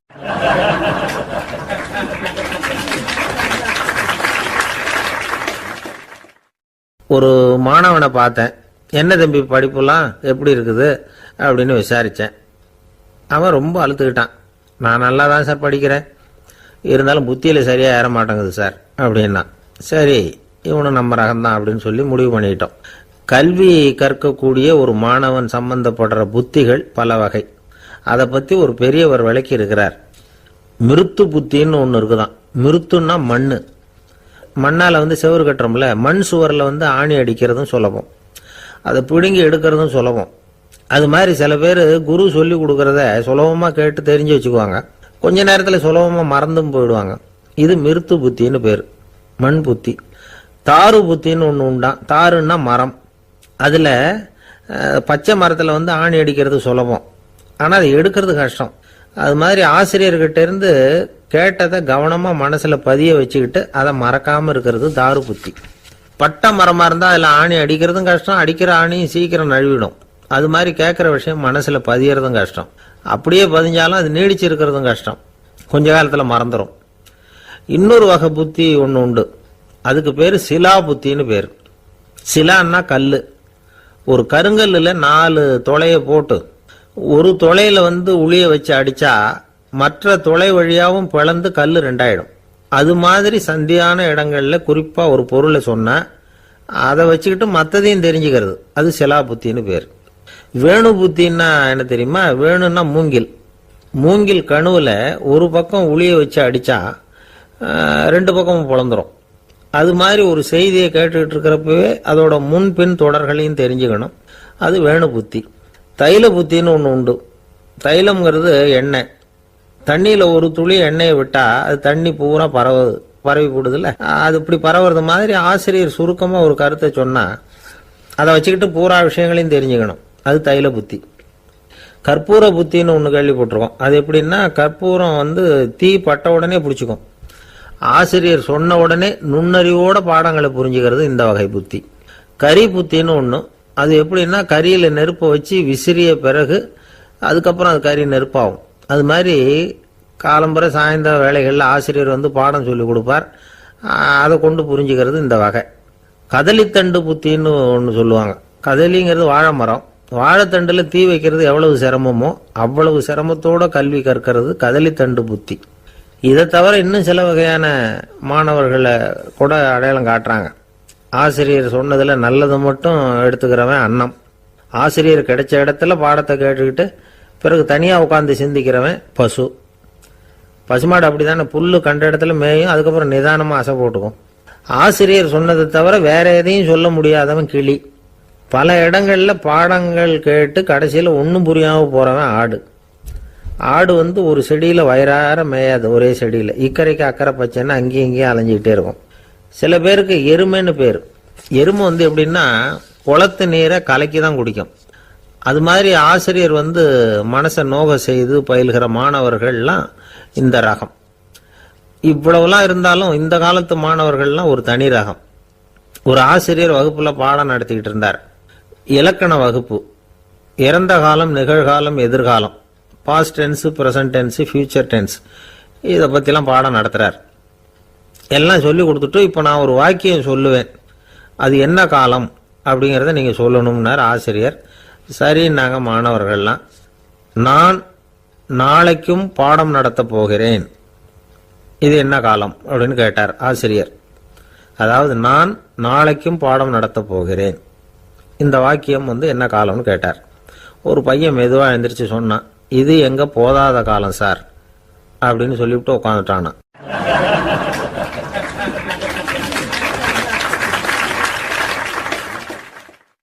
ஒரு ஊர்ல ஒரு பெரிய செல்வந்தர் இருந்தார். பணத்துக்கு பஞ்சம் இல்லை. அதனால இந்த உலகத்துல முடியாத காரியம் எதுவும் இல்லைன்னு நினைச்சார். பணம் இருந்தாலே அந்த நினைப்பு தானா வந்துடும். அதனால இவரும் அப்படி நினைச்சதுல ஒன்றும் தப்பு இல்லை. அந்த ஊருக்கு குருநானக் ஒரு தடவை வந்தார். அவருக்கு இந்த செல்வந்தர் ரொம்ப பிரமாதமா ஒரு வரவேற்பு கொடுத்தார். ஊர் எல்லையிலேயே எங்க வீட்டுக்கு விருந்து சாப்பிட்டுட்டு போகணும்னு கேட்டுக்கிட்டார். அவரும் சரின்னு ஒத்துக்கிட்டார். உடனே தன்னுடைய பங்களாவில் ஒரு பெரிய விருந்துக்கு ஏற்பாடு பண்ணார். குருநானக் அழைச்சிட்டு வீட்டுக்கு போனார், உட்கார வச்சார். ஐயா, நான் இந்த ஊர்லயே ரொம்ப பெரிய வசதி உள்ளவன், என்னால் எல்லாம் முடியும். உங்களுக்காக நான் என்ன செய்யணும்னு சொல்லுங்க, எதுவாக இருந்தாலும் பரவாயில்ல, எவ்வளவு செலவானாலும் பரவாயில்ல, என்னால் செய்ய முடியும். என்ன செய்யணும்னு சொல்லுங்க, அது போதும், நான் செய்கிறேன் அப்படின்னு நான் ரொம்ப பணிவா. இதை கேட்டதும் குருநானக் சிந்திச்சார் கொஞ்ச நேரம். அதுக்கப்புறம் தன்னோட சட்டை பைக்குள்ள கையை விட்டு ஒரு பழைய ஊசி ஒன்று எடுத்தார். அந்த செல்வந்தர்கிட்ட கொடுத்தார். இதை பாருங்க, இவ்வளவு தூரம் நீங்கள் கேட்கறதுனால சொல்கிறேன், எனக்கு நீங்கள் செய்ய வேண்டிய உதவி இதுதான்னார். ஊசியை கையில் வாங்கிக்கிட்டு இது என்ன செய்யணும்னு சொல்லுங்க அப்படின்னார் அவர். நீங்கள் செய்ய வேண்டியது என்னன்னா, இந்த ஊசியை பத்திரமா வச்சிருக்கணும். நாம் 2 பேரும் இறந்து போனதுக்கு பின்னாடி இன்னொரு உலகத்தில் நாம் சந்திக்கக்கூடிய வாய்ப்பு இருக்குது. அப்போ இந்த ஊசியை என்கிட்ட கொண்டாந்து கொடுக்கணும். இதுதான் நீங்கள் எனக்காக செய்ய வேண்டிய உதவி அப்படின்னார் குருநானக் லேசாக சிரிச்சுக்கிட்டே. இதை கேட்ட உடனே இந்த பெரியவர் முழிக்க ஆரம்பிச்சிட்டார். அது எப்படிங்க, நான் சாகிறப்ப எப்படி இந்த ஊசியை எடுத்துக்கிட்டு இன்னொரு உலகத்துக்கு வர முடியும்னார். ஊசி மாதிரி ஒரு சின்ன பொருளை கூட இந்த உலகத்தை விட்டு நாம் போகிறப்ப எடுத்துகிட்டு போக முடியாதுங்கிறப்போ உங்களோட செல்வத்தையெல்லாம் எப்படி அங்கே எடுத்துகிட்டு வர போகிறீங்க அப்படின்னு கேட்டார் குருநானக். அதுக்கப்புறம் தான் அந்த பெரியவர் யோசிக்க ஆரம்பிச்சாராம். குருநானக் சொல்கிறார், இதை பாருங்க, நாம் செய்கிற நல்லது கெட்டது தான் கடைசி வரைக்கும் நம்ம கூட இருக்கும். அடுத்தவங்க நல்லா இருக்கணுங்கிறதுக்காக பொருளை செலவு செய்யணும். அப்படி செய்யலைன்னா எந்த பிரயோஜனமும் இல்லை அப்படின்னார். அதுக்கப்புறம் தான் அந்த செல்வந்தரின் அறிவு கண் திறந்து தான். உடனே குருநானக்கை வணங்கினார்.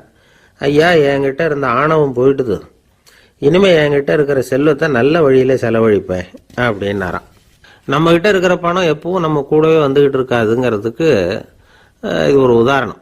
அதுக்காக நாம் பணம் சேர்க்கறத பற்றி கவலைப்பட வேண்டியதில்லை, பேசாமல் படுத்து தூங்கிட்டு இருந்தா போதும் அப்படின்னு இதுக்கு அர்த்தம் பண்ணிக்கப்படாது. முறையான வழியில் பணம் சேர்க்கணும், அதை முறையான வழியில் செலவு பண்ணணும். அதனால் ஏற்படக்கூடிய மன நிறைவு இருக்கு பாருங்க, அது அனுபவிச்சவங்களுக்கு தான் தெரியும்.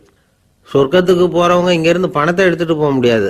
ஆனால் நம்ம செல்வத்தை இங்கே மற்றவங்களுக்கு பயன்பட செய்து அதனால் ஏற்படுற புண்ணியம் இருக்கு பாருங்க, அதை எடுத்துகிட்டு போக முடியுமா.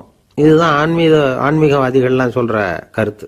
ஜான் நியூட்டன் ஒருத்தர், அவர் சொன்னார், நான் எப்போவாவது சொர்க்கத்துக்கு போய் சேர்ந்தேன்னா அங்கே 3 அதிசயங்களை பார்ப்பேன்னார். என்னன்னு கேட்டாங்க. நான் யார் யார் இருக்க மாட்டாங்கன்னு நினச்சிக்கிட்டு இருந்தேனோ அவங்களில் சில பேர் அங்கே இருப்பாங்க, அது ஒரு பெரிய அதிசயம்னார். சரி, அடுத்தது என்ன?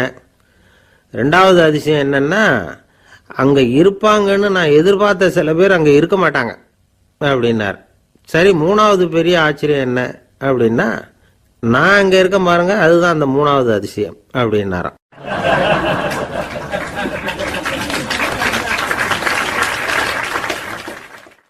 ஒருத்தர் ஓடி வந்தார். இன்னொருத்தரை பார்த்து, சார், உங்கள் சைக்கிளை ஒரு நாள் இரவல் கொடுங்களேன், பக்கத்து ஊருக்கு போயிட்டு வர வேண்டியிருக்கு அப்படின்னார். இவர் சைக்கிளை கொடுத்து பத்திரமா கொண்டுகிட்டு போங்கன்னார். சார், இதை பத்திரமா கொண்டு போகிறேன், கவலையே வேணாம், ஏன்னா இது உங்களோட சைக்கிள் அப்படின்னு நான் நினைக்கல, என்னோட சைக்கிளாக நினைக்கிறேன் அப்படின்னார். அதுக்கப்புறம் தான் இவருக்கு உண்மையாகவே பயம் வந்துட்டுது. ஏன்னா அவர் சொன்னது மாதிரி அதை தன்னோட சைக்கிளாகவே நினச்சி தள்ளிட்டு போட்டா என்ன பண்ணுறது? எது எதை நம்முடையதா நினைக்கணுங்கிறதுக்கு ஒரு வரையறை இருக்குது. சில பேர் ஆஃபீஸையே வீடாக நினச்சி விடுறது உண்டு. அப்படிப்பட்டவங்க கூட வீட்டை ஆஃபீஸாக நினைக்கிறது இல்லை. ஏன்னா வீட்டில் இவர் ஆஃபீஸராக நடந்துக்க முடியறதில்ல. இதெல்லாம் ஒரு பக்கம் இருக்கட்டும். இப்போ விஷயத்துக்கு வருவோம். பொறியியல் மேதை டாக்டர் விஸ்வேஸ்வரய்யா இருந்தார் இல்லையா, பாரத ரத்னா விருதெல்லாம் கொடுத்தாங்களே. ஆஃபீஸ் வேலை வேற, சொந்த வேலை வேற அப்படிங்கிறதுக்கு ஒரு உதாரணமாக இருந்தவர் அவர். மைசூர் மகாராஜா கிட்ட திவானா இருந்தார். அவர் ஒரு நாள் அரசாங்க வேலை காரணமாக வெளியூர் போயிருந்தார். ஹாசன்கிற ஊருக்கு பக்கத்தில் ஒரு பயண மாளிகை, அங்கே தங்கிவிட்டார். ராத்திரி அங்கே தங்கி இருந்துட்டு விடிஞ்சதும் ஊருக்கு திரும்புறதாக திட்டம். ராத்திரி தூங்கிறதுக்கு ரொம்ப நேரம் ஆயிட்டுது. ரொம்ப நேரம் வரைக்கும் அரசாங்க சம்பந்தப்பட்ட வேலைகளையே பார்த்துக்கிட்டு இருக்கிறார். அரசாங்க ஃபைல்கள் நிறைய இருந்தது. அதையெல்லாம் ஒவ்வொன்றா எடுத்தார், படித்து பார்த்தார், பரிசீலனை பண்ணார். அதில் எழுத வேண்டியதை எழுதினார், கையெழுத்து போட்டார். ஒரு வழியாக அந்த வேலையெல்லாம் முடிஞ்சுது. அதுக்கப்புறம் என்ன பண்ணார்னா, தன்னுடைய சூட்கேஸை திறந்தார். அதிலிருந்து 2 மெழுகுவத்தியை எடுத்து கொளுத்தி வச்சார். அந்த பயண மாளிகையில் அது வரைக்கும் எரிஞ்சுக்கிட்டு இருந்த மின்சார விளக்குகளை அணைச்சுட்டார். அதுக்கு பிறகு அந்த மெழுகுவத்தி வெளிச்சத்தில் சில புத்தகங்களை தொடர்ந்து படிக்க ஆரம்பிச்சிட்டார். அந்த பயண மாளிகையில் பணியாளராக இருந்தவர் இதை பார்த்துட்டு ஓடி வந்தார். மறுபடியும் மின் விளக்க போடுறதுக்காக போனார். விஸ்வேஸ்வரய்யா அதை பார்த்துட்டு போட வேணாம்ட்டாராம். இது வரைக்கும் நான் அரசாங்க அலுவல்களை கவனிச்சுக்கிட்டு இருந்தேன், அதனால் மின் விளக்குகள் அப்போ எரிஞ்சதில் தப்பு இல்லை. இப்போ நான் புத்தகம் படிச்சுக்கிட்டு இருக்கேன், இது என்னுடைய சொந்த வேலை. இங்கே இருக்கிற மின் விளக்கு அதுக்காக ஏன் எரியணும் அப்படின்னு கேட்டாராம். இப்போ இருக்கிற சில அரசு பணியாளர்கள்கிட்ட இந்த சம்பவத்தை பேச்சோட பேச்சா சொல்லி பார்த்தேன். அவங்களால இதை ஜீரணிக்கவே முடியல. நேர்மை தேவைதான் சார், அதுக்காக அவ்வளவு தூரத்துக்கு அது தேவையா அப்படிங்கிறாங்க. விஸ்வேஸ்வரய்யா அப்படி பண்ணினது தான் ஒரு நேர்மையாளர் அப்படின்னு இந்த உலகத்துக்கு நிரூபிக்கணுங்கிறதுக்காக இல்லை. தான் அப்படி நடந்து காட்டினா தன்னை சுற்றி இருக்கிறவங்களும் அதை கேள்விப்படுறவங்களும் முடிஞ்ச அளவுக்கு பொது வாழ்க்கையில், அரசு பணியில் நேர்மையை கடைபிடிக்க முயற்சி பண்ணலாமே அப்படிங்கிறதுக்காகத்தான். இப்போவும் சில பேர் இருக்கிறாங்க, இவங்க ஆஃபீஸ் வேற வீடு வேறன்னு நினைக்கிறது இல்லை, அவ்வளோ உரிமை. ஒருத்தர் அப்படிதான், அவருக்கு அவசரமாக 5000 ரூபா தேவைப்பட்டது. ஆஃபீஸு பணத்தை எடுத்துக்கிட்டார். அந்த நேரம் பார்த்து ஆடிட் வந்துட்டுது. ஆப்பிட்டுக்கிட்டார். விசாரணை நடக்குது. அவர் சொல்கிறார், சார் நான் நேரம் காலம் பார்க்காம ஆஃபீஸில் வேலை செய்வேன். ஏன்னா அதை என்னோட ஆஃபீஸாக நினைக்கிறேன். அவசரத்துக்கு அந்த பணத்தை எடுத்தேன், மறுபடியும் வச்சுடலாம்னு தான் இருந்தேன். அதுக்குள்ளே இப்படி ஆயிட்டுது. நீங்கள் என்ன நினச்சாலும் சரி, நான் ஆஃபீஸ் வேற வீடு வேற அப்படின்னு நினைக்கிறது இல்லை, அது என்னோட சுபாவம் அப்படின்னார். விசாரணை பண்ணவர் தீர்ப்பு வழங்கினார். உங்கள் சுபாவத்துக்கு மதிப்பு கொடுத்து நானும் தீர்ப்பு வழங்குறேன். நீங்கள் கொஞ்ச நாள் ஜெயிலில் இருந்துட்டு வாங்க, அது உங்களுக்கு கஷ்டமாக இருக்காதுன்னு நினைக்கிறேன். ஏன்னா அங்கே போனாலும் நீங்கள் உங்கள் சுபாவப்படி வீடு வேற ஜெயில் வேறன்னு நினைக்க மாட்டீங்க அப்படின்னாராம்.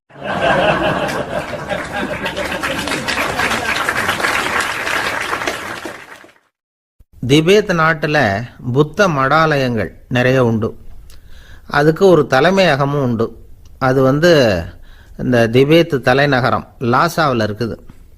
ரொம்ப காலத்துக்கு அப்பால் அதை பற்றிலாம் நிறைய விவரங்கள் எழுதி வச்சிருக்கிறாங்க. அது இப்போவும் நமக்கு கிடைக்குது. அதாவது ரொம்ப தூரத்துக்கு அந்தாண்ட மலைகளுக்கு நடுவில் ஒரு கிளை மடாலயம். அந்த மடத்தின் தலைவருக்கு வயசாயிட்டு தான். அதனால் தலைமை பொறுப்பை வேற ஒருத்தர்கிட்ட ஒப்படைக்கலாம் அப்படின்னு முடிவு பண்ணாராம். உடனே ஒரு லாமாவை கூப்பிட்டார். அவர் மூலமாக தலைமை மடாலயத்துக்கு செய்தி அனுப்புனார், பொருத்தமான வாரிசு ஒருத்தரை அனுப்பி வைக்கும்படியாக. அந்த வாலிப லாமா புறப்பட்டார். காடு மேடெல்லாம் நடந்து போகிறார். ரொம்ப நாள் கழித்து தலைமை பீடத்தை அடைஞ்சார். தலைமை குருக்கிட்ட விவரத்தை சொன்னார். தகுதியான ஒருத்தரை அனுப்பி வச்சா அழைச்சிட்டு போகிறேன் அப்படின்னார். சரி, நாளைக்கு காலையில் நீங்கள் அவங்க எல்லாரையும் அழைச்சிட்டு போகலாம்னார் அவர். அவங்க எல்லாரையுமா? அங்கே தேவைப்படுறது ஒருத்தர் தானே அப்படின்னார் இவர். ஆமான்னார். அப்புறம் ஏன் எல்லாரையும் அழைச்சிட்டு போக சொல்கிறீங்கன்னார். அது இப்போ உனக்கு புரியாது. நான் ஒரு 100 பிக்குகளை அனுப்புகிறேன், அதாவது பிக்ஷுகளை. அவ்வளவு பேரையும் அங்கே வச்சு சமாளிக்க முடியாது அப்படின்னார் இவர். இருந்தாலும் இப்போ அந்த தலைமை குரு என்ன சொன்னார்னா, அதை பற்றி கவலைப்படாத, நான் 100 பேரை அனுப்புகிறேன். அதில் 99 பேர் வழியிலேயே காணாமல் போடுவாங்க, ஒருத்தன் மட்டும்தான் வருவான். அவனும் அங்கே வந்து சேர்ந்துட்டானா நீ ரொம்ப கொடுத்து வச்சவன் அப்படின்னார். இவருக்கு ஒன்றும் புரியல. இருந்தாலும் மறுநாள் அந்த வாலிபல் ஆமா 100 பேரை அழைச்சிக்கிட்டு புறப்பட்டார். போகிற வழியிலேயே பல பேர் அங்கங்கே பிச்சுக்கிட்டு போயிட்டாங்க. அவர் சொன்னது மாதிரியே வழியில் அவங்க ஊர்கள் இருந்தது தான் காரணம். அப்பா அம்மாவை பார்த்துட்டு வரேன் அப்படின்னு கொஞ்சம் பேர் போனாங்க. சொந்த பந்தத்தை பார்த்துட்டு வரேன் அப்படின்னு கொஞ்சம் பேர். ஒரு வாரம் ஆச்சு. இப்போ மிஞ்சினது 10 பேர் தான். வழியில் ஒரு நகரம். அங்கே சில பிஷுக்கள் வந்து சந்திச்சாங்க. எங்கள் மடத்து தலைவர் இறந்துட்டார், உங்களில் யாராவது ஒருத்தர் எங்களுக்கு தலைவராக முடியுமா அப்படின்னு கேட்டாங்க. 10 பேரும் தயார். அதில் ஒருத்தரை அழைச்சிட்டு அவங்க போயிட்டாங்க. இன்னொரு ஊரில் சில பேர் வந்தாங்க, வழி மறிச்சாங்க. நில்லுங்க, எங்கள் மன்னர் மகளுக்கு திருமணம், அதை நடத்தி வைக்க 3 லாமாக்கள் தேவை அப்படின்னாங்க. இப்படி கொஞ்சம் கொஞ்சமாக எல்லாரும் காலி. கடைசியில் 2 பேரும் மிஞ்சினாங்க. அங்கே ஒரு இளம்பெண் எதிரில் வந்தா, எங்கள் அப்பா வேட்டைக்கு போயிருக்கிறாரு, இன்னும் திரும்பி வரல, வீட்டில் வேற யாரும் இல்லை, தனியாக இருக்க பயமாக இருக்குது, யாராவது ஒருத்தர் எனக்கு துணையாக இருக்கணும் அப்படின்னு கேட்டுக்கிட்டா. எங்கள் 2 பேரில் நீயே ஒருத்தரை தேர்ந்தெடுத்துக்கோ, இல்லைன்னா எங்களுக்குள்ள சண்டை வந்துடும் அப்படின்னாங்க. இப்போ மிஞ்சினவர் ஒருத்தர். அவருக்கும் ஒரு சோதனை வந்தது. ஒரு தர்க்கவாதி எதிரில் வந்தான். உன்னோட வாதம் பண்ணணும்னா, இவனோட வாதம் பண்ணுறேன், அது முடிய ரொம்ப காலம் ஆகலாம், தர்க்கத்தில் நான் ஜெயிச்சா அங்கே வரேன், இல்லைன்னா இவருடைய சீடனை ஆயிடுவேன் அப்படின்னார் அவர். கடைசியாக அழைக்க வந்த வாலிபலாமா மட்டும் வெறும் கையோடு திரும்பி போனார். அங்கே இருந்த வயசான மடாதிபதி கேட்டார், எத்தனை பேர் அங்கேருந்து புறப்பட்டீங்கன்னார். என்னையும் சேர்த்து 101ன்னார் இவர். நல்லது, நீயாவது திரும்பி வந்திய, அதுதான் எனக்கு போதும், ஏன்னா நீ தான் எனக்கு உண்மையான வாரிசு, அந்த 100 பேரில் யாரும் வரமாட்டாங்க அப்படின்னார் அவர்.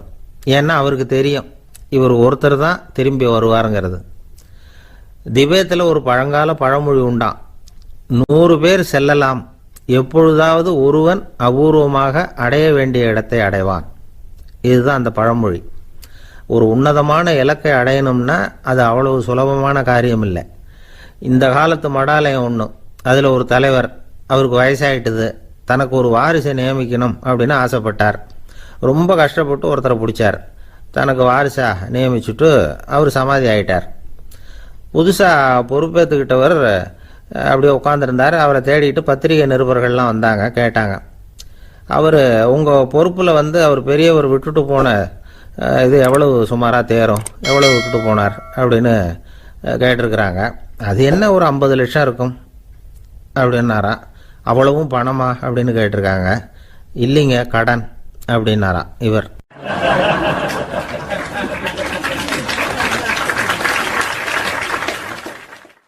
ஒரு நண்பர் யாருக்கோ ஃபோன் பண்ணிகிட்டு இருந்தார். அவர் பேசி முடித்ததும் நான் அவரை பார்த்து, இப்போ ஃபோன் பண்ணிங்களே, அந்த ஃபோன் நம்பர் என்ன அப்படின்னு கேட்டேன். அவர் தலையை சொரிஞ்சுக்கிட்டார், ஞாபகம் வரலன்னார். சரி சார், அதை விடுங்க, உங்கள் மனைவி பேர் என்ன அப்படின்னு கேட்டேன். மாலதின்னார். என்ன சார் இது வேடிக்கை, கொஞ்ச நேரத்துக்கு முன்னாடி பேசின ஃபோன் நம்பர் வந்து மறந்து போச்சு, எப்போவோ கல்யாணம் பண்ணிக்கிட்ட மனைவி பேர் மறக்கலை, அதை கரெக்டாக சொல்லிவிட்டீங்களே அப்படின்னு கேட்டேன்.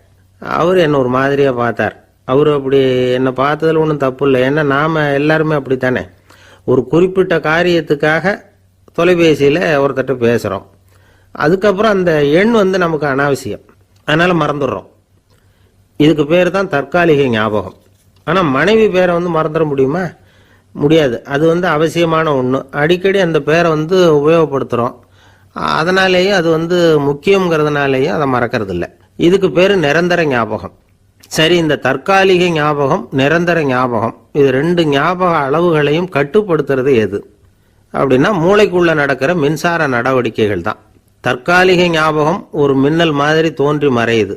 நிரந்தர ஞாபகம் ஒரு படிவம் போல மூளையில் படிஞ்சுடுது. ஒரு சம்பவத்தின் பல பிரதிகள் மூளையில் பல்வேறு பகுதிகளிலேயும் படிகிறதுனால ஒன்று மறைஞ்சாலும் மறந்தாலும் இன்னொன்று மறையறதில்லை. இப்படிப்பட்ட நிலைமையில தான் இந்த தொண்டையில் இருக்கு, வாயில் வரமாட்டேங்குது சார் அப்படிமா. ஒருத்தருக்கு எந்த துறையில் ஆர்வமும் ஈடுபாடும் அதிகமோ அது சம்பந்தமான ஞாபக சக்தி அதிகமாக இருக்கும். தொழிலை விரும்புகிற ஒரு டெலிஃபோன் ஆபரேட்டருக்கு எண்கள்லாம் நல்ல ஞாபகம் இருக்கும். அது மாதிரி கவிஞர்களுக்கு வார்த்தைகள் நல்ல ஞாபகத்தில் இருக்கும். இது ஒரு பக்கம் இருந்தாலும் ஒரு மூளை வந்து எண்களை விட எழுத்துக்களை விட படங்களை ரொம்ப சுலபமாக ஞாபகத்தில் வச்சுக்குது. புரிஞ்சுக்கிற தன்மை, அனுபவம், புத்தி கூர்மை இது கூடி குறையிறத பொறுத்து ஞாபக சக்தியும் ஏறும் இறங்கும். இப்போ உதாரணத்துக்கு ஒரு பையனுக்கு படித்தது எதுவும் ஞாபகத்தில் இல்லைன்னா அவன் அதை சரியாக புரிஞ்சுக்கலன்னு அர்த்தம். இந்த மறதிங்கிறது எந்த சமயத்தில் ஒரு பிரச்சனை ஆகுது தெரியுமா? உங்களுக்கு வேண்டியப்பட்ட ஒருத்தரை ஞாயிற்றுக்கிழமை சாயந்தரம் சரியாக 5 மணிக்கு கடற்கரைக்கு வர சொல்லிவிட்டு அந்த நேரத்தை மறந்துவிட்டா அது பரவாயில்ல, வர சொன்னதையே மறந்துவிட்டா தான் நிலைமை மோசம்னு அர்த்தம். இப்படி இருந்தால் இது சிகிச்சை எடுத்துக்க வேண்டிய நிலைமைங்கிறத புரிஞ்சுக்கணும். ஆமாம், இதுக்கும் மருந்து இருக்கு. ஆனால் மூளை குறிப்பிட்ட அளவுக்கும் கீழே இயங்குறப்போவோ இன்னொன்று சொல்லுவாங்க, இந்த நியூரோ டிரான்ஸ்மிட்டர் அப்படின்னு சொல்லுவாங்க. அப்படிங்கிற மூளை ரசாயனம் ரொம்பவும் குறைஞ்சி போகிறப்போ மட்டும்தான் உபயோகப்படும். டாக்டர் என்ன சொல்கிறாங்க தெரியுமா? மூளையை பொறுத்த வரைக்கும் அதில் ஞாபக சக்தி அதிகமாக உள்ள மூளை, மறதி உள்ள மூளை அப்படின்னு ஒன்றும் கிடையாது அப்படிங்கிறாங்க. நினைவு வச்சுக்கிறதுக்கு பயிற்சி அளிக்கப்பட்ட மூளை, பயிற்சியற்ற மூளை அப்படின்னு வேணும்னா சொல்லலாம் அப்படின்னு சொல்கிறாங்க. அதனால நம்ம ஞாபக சக்திங்கிறது நம்ம கிட்ட இருக்கிற பயிற்சி, முயற்சி இதை பொறுத்து தான் அமையும். ஒருத்தர் ஒரு பென்சிலை எங்கேயோ வச்சுக்கிட்டு தேடிக்கிட்டு இருந்தார். அப்புறம் என்னமோ தீவிரமா யோசனை பண்ணி அதை ஞாபகப்படுத்தி பார்த்துக்கிட்டு இருந்தாராம். எதிரில் உட்காந்துருந்தவர் சொன்னார், பென்சிலை தானே தேடிட்டு இருக்கீங்க, அது உங்க வலது காதில் இருக்குது சார் அப்படின்னாராம் அவரு. இதுக்கு அவர் சொல்லியிருக்காரு, பென்சிலை வலது காதில் தான் வச்சிருக்கேங்கிறது எனக்கு நல்லா ஞாபகம் இருக்கு, ஆனா எது வலது காதுங்கிறது தான் மறந்து போச்சு அப்படின்னாராம். அவர் அதை தான் யோசிச்சுட்டு இருந்திருக்கிறார்.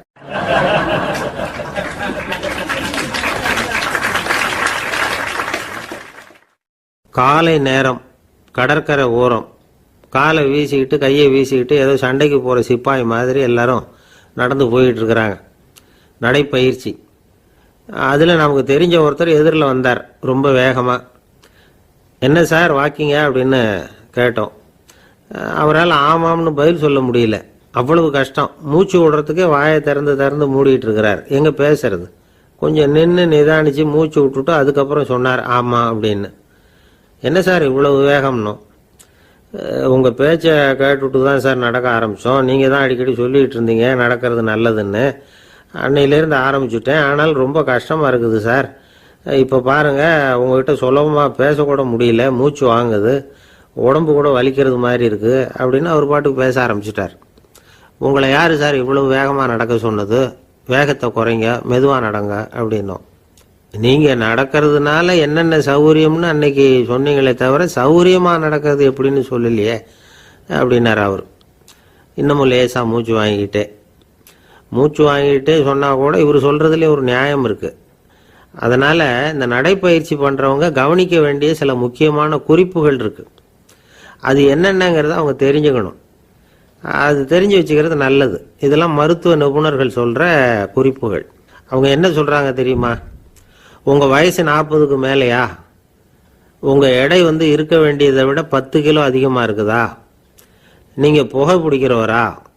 இதய நோய், இரத்த நாள நோய், உயர் ரத்த அழுத்தம் இப்படி ஏதாவது உங்களுக்கு உண்டா? அப்படின்னா நீங்கள் உங்கள் இஷ்டத்துக்கு வரிஞ்சு கட்டிக்கிட்டு நடைப்பயிற்சி பண்ண ஆரம்பிச்சிடாதீங்க.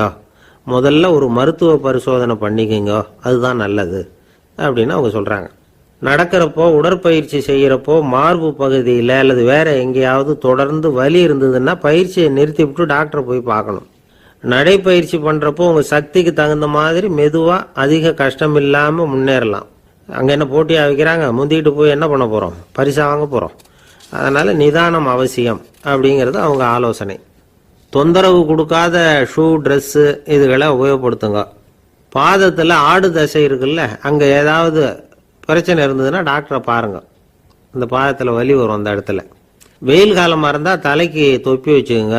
பனியில் நடந்தாலும் அப்படி தான், தலையை பத்திரமா பார்த்துக்குங்க. நம்மக்கிட்ட ஏதோ கொஞ்சம் உருப்படியாக தெரியறது அதுதானே. உடற்பயிற்சிக்கு முன்னாடி பின்னாடி பயிற்சி செய்கிறப்போ நிறைய தண்ணி குடிக்கலாமா.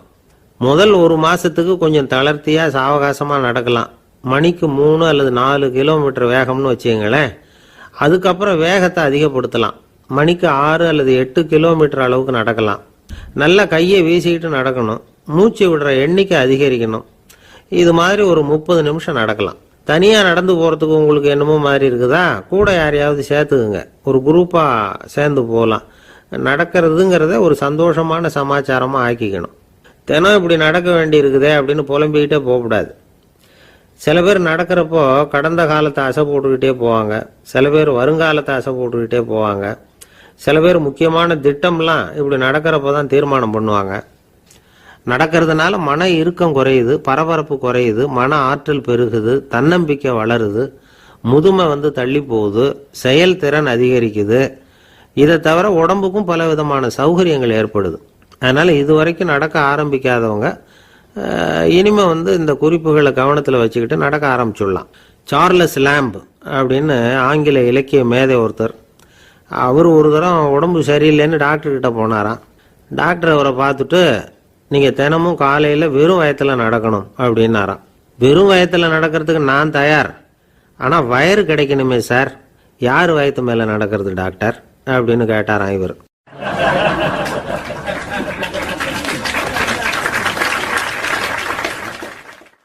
எனக்கு ஒரு உதவி செய்யணும் அப்படின்னு நம்மளை பார்த்து ஒருத்தர் கேட்குறாருன்னு வச்சுங்களேன், உடனே நாம் அவரை பார்த்து என்ன உதவின்னு கேட்போம். இதுதான் சராசரி மனிதர்களின் இயல்பு.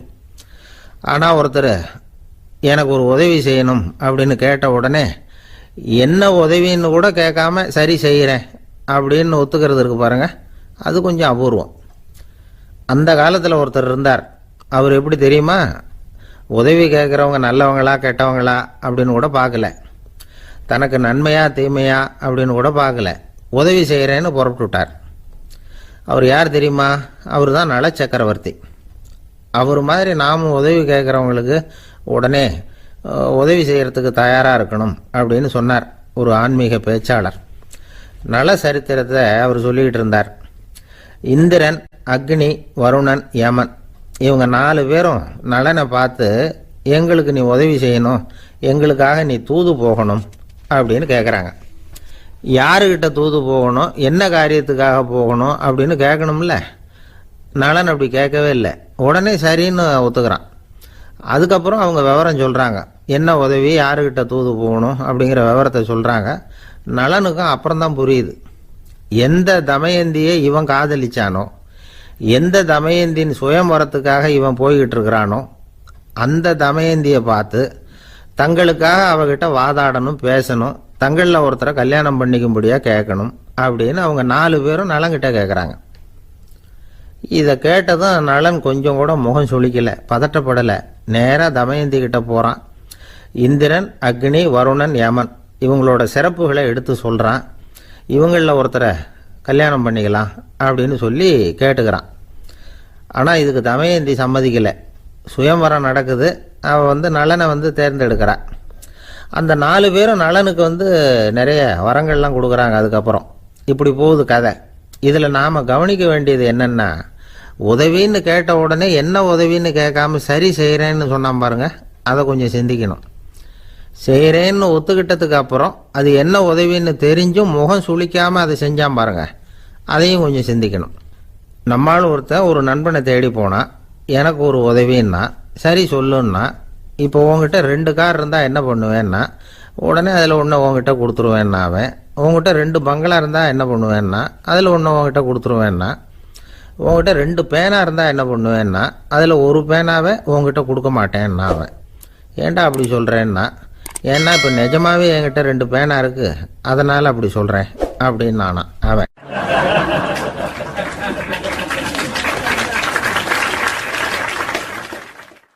ரொம்ப பேருக்கு கூட்டத்தில் பேசுறதுன்னா பயம். நமக்கு ஒன்றும் தெரியாதுன்னு மற்றவங்க நினச்சிடக்கூடாதுங்கிற எண்ணம் தான் இதுக்கு காரணம். ரொம்ப முக்கியமான ஒரு கூட்டம்னா பயமும் அதிகமாக இருக்கும். முக்கியமானவங்கள்லாம் வருவாங்களே, அவங்கெல்லாம் நம்மளை பற்றி மட்டமாக நினச்சிருவாங்களே அப்படிங்கிற பயம் வந்துடும். ஆனால் மேடை பேச்சுங்கிறது அவ்வளவு கடினமான ஒரு காரியம் இல்லைங்கிறாங்க அது சம்பந்தமான நிபுணர்கள். யாரும் பேச்சாளர் ஆகலாம், இது ஒன்றும் பெரிய கிஃப்ட் கிடையாது அப்படின்னு அவங்க சொல்கிறாங்க. நீங்கள் ஒரு சிறந்த பேச்சாளர் ஆகணுமா அப்படின்னா அதுக்குன்னு சில ஆலோசனைகளை சொல்லி வச்சிருக்கிறாங்க அனுபவசாலிகள். முதல் ஆலோசனை என்னன்னா, உங்கள் பேச்சு எளிமையாக இருக்கணும். ஏதாவது ஒரு கருத்து அல்லது 2 கருத்து சொன்னால் போதும். 20 அல்லது 30 கருத்துக்களை சொல்லிகிட்டே போகக்கூடாது. 2வது ஆலோசனை, நீங்கள் என்ன பேச போகிறீங்கிறது முதல்ல உங்களுக்கு நல்லா புரியணும். அதுக்கப்புறம் தான் அதை அடுத்தவங்களுக்கு புரிய வைக்க முடியும். எப்படி ஆரம்பிக்க போகிறோம், எந்த கருத்தை முக்கியமாக வலியுறுத்த போகிறோம், எப்படி முடிக்க போகிறோம் அப்படிங்கிறத முதல்ல நல்லா சிந்திச்சு மனசில் வச்சுக்கணும். கடைசியாக என்ன சொல்கிறீங்களோ அதுதான் கேட்குறவங்க மனசில் நிற்கும். 3வது ஆலோசனை என்னென்னா, உங்கள் பேச்சு சுருக்கமாக இருக்கணும். ஒரு 15 நிமிஷம் பேசுறது ரொம்ப பொருத்தம். மணிக்கணக்கில் பேசிக்கிட்டு இருக்கிறது நல்லதில்லை. 4வது ஆலோசனை, நீங்க பேசுறது உண்மையா இருக்கணும். உங்களுக்கு உண்மையான அனுபவங்கள் இருக்கும், அதை சொல்லலாம். உங்களுடைய உண்மையான அனுபவங்களை மற்றவங்களோட பகிர்ந்துக்கணும், அதுதான் முக்கியம். 5வது ஆலோசனை, ஆரம்பத்தில் கொஞ்ச நேரம் உங்களை பற்றியும் எதிரில் உள்ளவங்களை பற்றியும் சம்பந்தப்படுத்தி ஏதாவது பேசி ஒரு நெருக்கத்தை ஏற்படுத்திக்கணும். ஒவ்வொருத்தரும் இப்போ இவர் பேச போகிறது நம்ம சம்பந்தப்பட்டது அப்படின்னு நினைக்க ஆரம்பிச்சிருவாங்கல்ல, அதுக்கப்புறம் அவங்க கேட்க தயாராகிட்டாங்கன்னு அர்த்தம். எதிரில் உட்காந்துருக்கிற கூட்டத்திலிருந்து 3 பேரை தேர்ந்தெடுங்க. அதாவது வலது பக்கம் ஒருத்தர், நடுவில் ஒருத்தர், இடது பக்கம் ஒருத்தர்.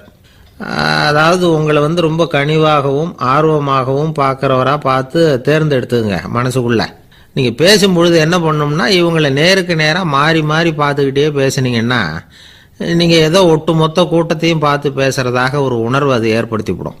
6வது ஆலோசனை என்னென்னா, சொற்பொழிவுன்னா நீங்கள் பேசணும், படிக்கக்கூடாது. எழுதி படிக்கிறது நல்லா இருக்காது. குறிப்புகள் வேணும்னா வச்சுக்கலாம். படிக்கிறது பேப்பர்லேருந்து வர்றது மாதிரி இருக்கும், பேசுறது இதயத்திலேருந்து வர்றது மாதிரி இருக்கும். அப்புறம் 7வது ஆலோசனை சொல்கிறாங்க. அது என்னென்னா, மேடையில் ஏறி நின்ன உடனே இயல்பாக மூச்சை இழுத்து விட்டுங்க, இயல்பு நிலைக்கு வாங்க, அதுக்கப்புறம் இயல்பாக பேச ஆரம்பிக்கலாம் அப்படிங்கிறாங்க. இவ்வளவும் பேச்சு கலையில் வல்லுநர்களாக இருக்கிறவங்க சொல்லுகிற ஆலோசனைகள். இதையெல்லாம் கடைபிடிச்சா நமக்கும் அதுக்கும் வெகு தூரம்னு நினச்சிக்கிட்டு இருந்த ஒன்று இப்போ கிட்டத்தில் நெருங்கி வந்துடும். நாம் சொல்கிறபடியெல்லாம் அது கேட்கும். ஒரு பேச்சாளர், அவருக்கு சுருக்கமாகவே பேச தெரியாது. மேடையில் ஏற்றி விட்டுவிட்டா போதும், ஆரம்பிச்சிருவார், நிறுத்த மாட்டார், பேசிக்கிட்டே இருப்பார். ஒரு தடவை அவர் ஒரு கூட்டத்தில் ரொம்ப நேரம் பேசிக்கிட்டே இருக்கிறார். எதிரில் பொறுமை இழந்த ஒருத்தர் தன்னுடைய கை கடிகாரத்தை காட்டினார்.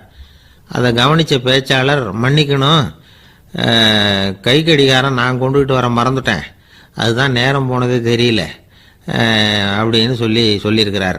இதுக்கு அவர் சொன்னாராம் கோபமா, ஏய்யா கடிகாரத்தை தான் பார்க்க முடியல, மறந்துட்டேன், பக்கத்தில் மாட்டிருக்கிற கேலண்டரையாவது பார்க்கக்கூடாதா அப்படின்னாராம்.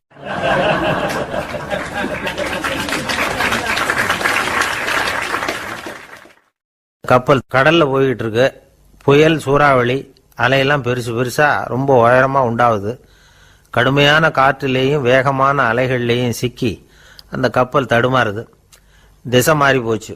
எந்த பக்கம் போயிட்டு இருக்கிறோம்னே தெரியல. அந்த கப்பலை செலுத்திக்கிட்டு இருந்த மாலுமி ரொம்ப சாமர்த்தியமா செயல்பட்டார். தன்னுடைய அறிவாற்றலையும் திறமையையும் முழுமையா பயன்படுத்தினார். அந்த கப்பலை கட்டுப்படுத்தினார். மெதுவா அந்த சூறாவளியிலிருந்து கப்பலை காப்பாற்றி கரைக்கு கொண்டுட்டு வந்து சேர்த்துட்டார். மாலுமின்னு ஒருத்தர் இருந்ததுனால அந்த மரக்கலம் காப்பாற்றப்பட்டது. மாலுமின்னு ஒருத்தர் இல்லைன்னு வச்சுக்கோங்க, அந்த கப்பலோட கதி என்னவா இருக்கும் யோசிச்சு பாருங்க. ஒரு கோபக்காரனுடைய நிலைமையும் அப்படித்தானா. கோபக்காரன்கிறவன் ஒரு மாலுமி இல்லாத மரக்கலம் அப்படிங்கிறார் நபிகள் நாயகம். கொந்தளிக்கிற கடல்ல கொடுமையான அலைகளின் உச்சியில அல்லல் படுகிற மரக்கலத்தை விட மோசமானது கோபக்காரனின் நிலைமை அப்படிங்கிறது அவருடைய கருத்து. அது மாதிரி இதுன்னு சொல்லல, அதை விட மோசம் இது அப்படிங்கிறார். ஏன் தெரியுமா? ஒரு கப்பல் கடல்ல தடுமாறினா அதை சரிப்படுத்த மாலுமி இருக்கிறார். அவர் தன்னுடைய சாமர்த்தியத்தினால அதை கட்டுப்படுத்தி சரியான வழிக்கு கொண்டுட்டு வந்துருவார். ஆனா கோபக்காரனுடைய நிலைமை அப்படி இல்லை அப்படிங்கிறார் நபிகள் நாயகம். மனித மனம் ஒரு மரக்கலம், அறிவு அதுல இருக்கிற மாலுமி. மாலுமி மரக்கலத்தை செலுத்துறான், அவனுக்கு கட்டுப்பட்டு அது ஓடுது. ஆனா கோபக்காரன்கிற மனுஷங்கிட்ட அறிவுங்கிற மாலுமி சரியா வேலை செய்ய மாட்டான். ஏன்னா கோபம் அந்த மாலுமியின் கண்களை அவிச்சிரும், காதுகளை கேட்காம பண்ணிவிடும். கண்ணையும் காதையும் மூடி விட்டு கப்பலை ஓட்டுனா எப்படி ஓட்டுறது? அதனால கோபக்காரன் மாலுமி இல்லாத மரக்கலம். இடி மின்னல்ல மாட்டிக்கிட்டு கஷ்டப்படுற கப்பல் மாதிரி கஷ்டப்படுறான். பெரியவங்கள்லாம் என்ன சொல்றாங்க? உனக்கு கெடுதல் பண்ணவனுக்கும் நீ நன்மையை செய், எவருடைய விருப்பு வெறுப்பையும் பொருட்படுத்தாதே, பரம எதிரிக்கும் நீ நன்மை செய்ய ஆரம்பிச்சா உன்னுடைய தூய நிலையை பார்த்துட்டு அவனும் உனக்கு நெருக்கமான நண்பனா ஆயிடுவான். இதுதான் பெரியவங்க நமக்கு சொல்லி இருக்கிறது. புனித குர்ஆன் சொல்றது என்ன? தீமையை நன்மையை கொண்டே நீர் தடுத்து கொள்ளும் அப்படின்னு சொல்லப்பட்டிருக்கிறதுல. இன்னா செய்தாரை ஒருத்தல் அவர் நாண நன்னயம் செய்து விடல் அப்படிங்கிறார் திருவள்ளுவர். செல்வந்தர் ஒருத்தர்கிட்ட ஒரு சிறுவன் ஆடு மேய்ச்சிக்கிட்டு இருந்தானா. பெரியவர் அவனை கூப்பிட்டு, நீ நேரா போய் ஒரு ஆட்டுல உள்ள ரொம்ப நல்ல பகுதி எதுவோ அதை எடுத்துக்கிட்டு வா அப்படின்னாராம். இவன் போனான். ஒரு ஆட்டு உடம்புல இருந்த நாக்கு, இருதயம், இது ரெண்டையும் எடுத்துட்டு வந்து கொடுத்தானான். பெரியவர் வாங்கி பார்த்தார். அதுக்கப்புறம் இப்ப நீ போய் இன்னொரு ஆட்டுல இருக்கிற ரொம்ப கெட்ட பகுதி எதுவோ அதை எடுத்துட்டு வா அப்படின்னாராம். இவன் போய் எடுத்துட்டு வந்தான். அவன் கையில் இருந்தது மறுபடியும் அதே மாதிரி நாக்கு, இருதயம், இது ரெண்டும் தான். என்னது இப்பவும் அதையே கொண்டுட்டு வந்திருக்கிற அப்படின்னாராம் பெரியவர். இவன் சொன்னானா, ஒரு உடம்புல உள்ள ரொம்ப நல்ல பொருளும் இதுதான், ரொம்ப கெட்ட பொருளும் இதுதான் அப்படின்னானா. இளம் வயசுல இப்படி பதில் சொன்னவர் தான் பேரறிஞர் லுக்மானுல் ஹக்கீம் அவர்கள். கோபப்படாம இருந்தா இது ரெண்டும் நல்லா வேலை செய்யும், கோபப்பட்டா இது ரெண்டும் மோசமா வேலை செய்யும். அதை புரிஞ்சுக்கிறதுக்காகத்தான் இன்னைக்கு இந்த தகவல். கோபம் வந்துட்டா நாம என்ன செய்யறோங்கிறது நமக்கே தெரியாது. ஒருத்தர் டாக்டர் கிட்ட போனார் அவசரமா. டாக்டர், எனக்கு இப்ப கடுமையான கோப வெறி, எனக்கு கண்ணு மண்ணு ஒன்றும் புரியல, உடனடியாக அதை கட்டுப்படுத்தணும், உடனே இதுக்கு ஏதாவது ஒரு மாத்திரை கொடுங்க ப்ளீஸ் அப்படின்னார். அந்த டாக்டரும் உடனே ஒரு மாத்திரையை கொடுத்து இதை உடனே போடுங்க, நான் தண்ணி கொண்டுட்டு வரேன்னு உள்ள போனார். தண்ணியோடு திரும்பி வந்தார். இவரு சொன்னார், டாக்டர், நீங்க கொடுத்த மாத்திரை ரொம்ப பெருசா இருந்தது, இருந்தாலும் கஷ்டப்பட்டு முழுங்கிட்டேன்னார். டாக்டர் சந்தேகத்தோட மேசையை பார்க்கிறார். பார்த்தா மாத்திரை அங்கேயே இருக்குது, பேப்பர் வெயிட்ட காணல.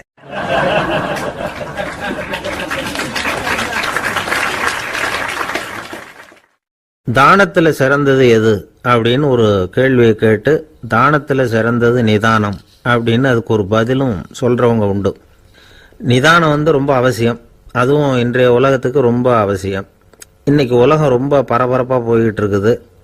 பொறுமையா இருக்கணும்னு நினைக்கிறவங்களால கூட அப்படி இருக்க முடியறதில்ல.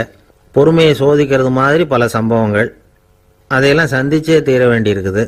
எங்க போனாலும் கியூல நிக்க வேண்டியிருக்குது, எங்க போனாலும் காத்துக்கிட்டு இருக்க வேண்டியிருக்கு. ஆபீஸ்லயோ வீட்லயோ கூட நீங்க நிதானமா பொறுமையா நடந்துக்க தெரியலன்னா உங்களுக்கு சிடுமூஞ்சி, முசுடு இப்படிலாம் பேர் வச்சிருவாங்க. அது உங்களுக்கு தேவையா? சரி, வாழ்க்கையில் பொறுமைசாலின்னு பேர் வாங்கறதுக்கு என்ன வழி? முதல் பாயிண்ட், நீங்க நினைக்கிறது, எதிர்பார்க்கறது, செய்யறது எல்லாமே 100% கரெக்டா நடக்கணும்னு ஆசைப்படக்கூடாது. எதுவா இருந்தாலும் அதுல ஓரளவுக்கு தவறு நடக்கலாம் அப்படிங்கறத எதிர்பார்த்தே இருக்கணும். ஓரளவுக்கு அதை அனுமதிக்கணும். ஒரு நண்பரை 6 மணிக்கு ஒரு இடத்துக்கு வர சொல்லி இருக்கிறீங்க, 6 மணிக்கு அவர் வரல, உடனே பொறுமை இழந்து நடந்துக்கப்படாது. ஒரு 10 நிமிஷம் டிலே ஆகலாம். ஒரு வர்ற வழியில பஸ்ஸு கூட ஏதாவது டிராஃபிக்ல மாட்டியிருக்கலாம். அதெல்லாம் எதிர்பார்த்தே கொஞ்சம் காத்திருக்கிறதுல ஒன்றும் தப்பு இல்லை. சில சமயம் டிலே ஆகிறது கூட நல்லதா முடியும். ஒரு பஸ்ஸை தவற விட்டுட்டு, ஐயோ கொஞ்சம் ஒரு 2 நிமிஷம் முன்னாடி வந்திருந்தா பிடிச்சிருக்கலாமே அப்படின்னு தவிச்சுக்கிட்டு இருப்பாங்க சில பேர். அடுத்தபடியாக வர்ற பஸ்ஸு நேரடியாக நீங்கள் போக வேண்டிய இடத்துக்கே கொண்டு போய் விடுற பஸ்ஸாக கூட இருக்கலாம். அது உங்களுக்கு முன்னாடி தெரியாதுல்ல. சில நெருக்கடியான சூழ்நிலைகளை தமாஷா எடுத்துக்கிறதுக்கு பழகிக்கணும். சில இடங்களுக்கு போகிறப்ப காத்திருக்கிறதுக்கு நம்ம மனசை தயார்படுத்திக்கிட்டே போகணும். ஒரு ரயிலுக்கோ பஸ்ஸுக்கோ அல்லது விமானத்துக்கோ கப்பல் பிரயாணத்துக்கோ போகிறப்போ அங்கே போய் நீங்கள் மணிக்கணக்கில் கூட காத்துக்கிட்டு தான் இருக்கணும். புறப்படுற நேரம் கூட மாறலாம். நீங்கள் போய் சேர்ந்ததும் அது உடனே புறப்படணும்னு கட்டாயமாக என்ன? அது மாதிரி சமயத்தில் படிக்கிறதுக்குன்னு சில சுவாரஸ்யமான புத்தகங்களையும் கையில் எடுத்துக்கலாம். உங்களை சுற்றி எவ்வளவோ சுவாரஸ்யமான சம்பவங்கள் நடந்துக்கிட்டு இருக்குதுல்ல, அதையெல்லாம் வேடிக்கை பாருங்கள். எதுக்காக காத்துக்கிட்டு இருக்கிறோமோ அந்த காரியத்தில் உண்மையாகவே நமக்கு ஒரு அக்கறை இருந்தால் நமக்கு போர் அடிக்காது. சில கோயில்களில் பார்த்துருப்பீங்க, தரிசனத்துக்காக பக்தர்கள் நாள் கணக்கில் காத்துக்கிட்டு இருப்பாங்க. அவங்களெலாம் அழுத்துக்கிறது இல்லை. ஆண்டவனை தரிசிக்கணுங்கிற உண்மையான அக்கறை இருக்கிறதுனால அவங்களுக்கு போர் அடிக்கிறது இல்லை. ஆனால் சில சினிமா தியேட்டரில் கூட பார்க்கலாமே, சினிமா கியூ கூட அப்படி தான். சாயந்தரம் 6 மணி ஆட்டத்துக்கு காலம்பரம் 6 மணிக்கே போய் கூட காத்துக்கிட்டு இருப்பாங்க. அவங்களுக்கெல்லாம் போர் அடிக்காது, படம் பார்க்குற ஆர்வம். இன்னொரு முக்கியமான விஷயத்த நாம் பழக்கப்படுத்திக்கணும். லிவ் ஃபார் தி மூமெண்ட் அப்படிங்கிறாங்க நிபுணர்கள். ரொம்ப பேர் எப்படின்னா அடுத்தபடியாக நடக்க போகிற விஷயத்திலேயே கவனமாக இருப்பாங்க. அந்த நினைப்புலேயே இந்த நிமிஷத்தை பொறுமை இல்லாமல் கழிப்பாங்க. ஒருத்தர் இருக்கார், அவர் எப்படின்னா ஆஃபீஸ் முடியறதுக்குள்ளேயே சார் 5 மணிக்கெல்லாம் ரெடியாக இருங்க, நாம் அந்த ஹோட்டலில் போய் டிஃபன் சாப்பிட்ணும் அப்படின்னு 4 மணிலேருந்து சொல்லிகிட்டு இருப்பார். 4:55 பரபரப்பாக ஓடி வருவார். 2 பேரும் புறப்படுவோம், ஹோட்டலுக்கு போவோம், சாப்பிட்டுக்கிட்டு இருப்போம். அப்படி சாப்பிட்டுட்டு இருக்கிறப்ப, சார் சார் சாப்பிட்டு முடித்ததும் நேராக ஒரு ஜவுளி கடைக்கு போகிறோம் அப்படிம்பார். பரபரக்க சாப்பிட்டு முடிப்பார், புறப்படுவார். ஜவுளி கடையில் அவசர அவசரமாக சீக்கிரம் பில் போடுங்க சார், சினிமாவுக்கு நேரம் ஆகிடும்பார். சினிமா தியேட்டரில் உட்காந்து அடுத்தபடியாக எங்கே டின்னர் சாப்பிட்றதுன்னு யோசனை பண்ணிகிட்டு இருப்பார். ராத்திரி படுக்கையில் விழுந்ததுக்கு அப்புறமும் நாளைக்கு காலையில் எழுந்திரிச்சதும் அதை பண்ணணும் இதை பண்ணணும்னு திட்டம் போட்டுக்கிட்டே இருப்பார். அதாவது எப்போவும் அடுத்த நிமிஷம், அடுத்த நாள், அடுத்த வாரம், அடுத்த வருஷம், இதுதான் அவங்க சிந்தனை. இந்த நிமிஷம் என்ஜாய்மெண்ட்டை அவங்க இழந்துடுறாங்களாம்.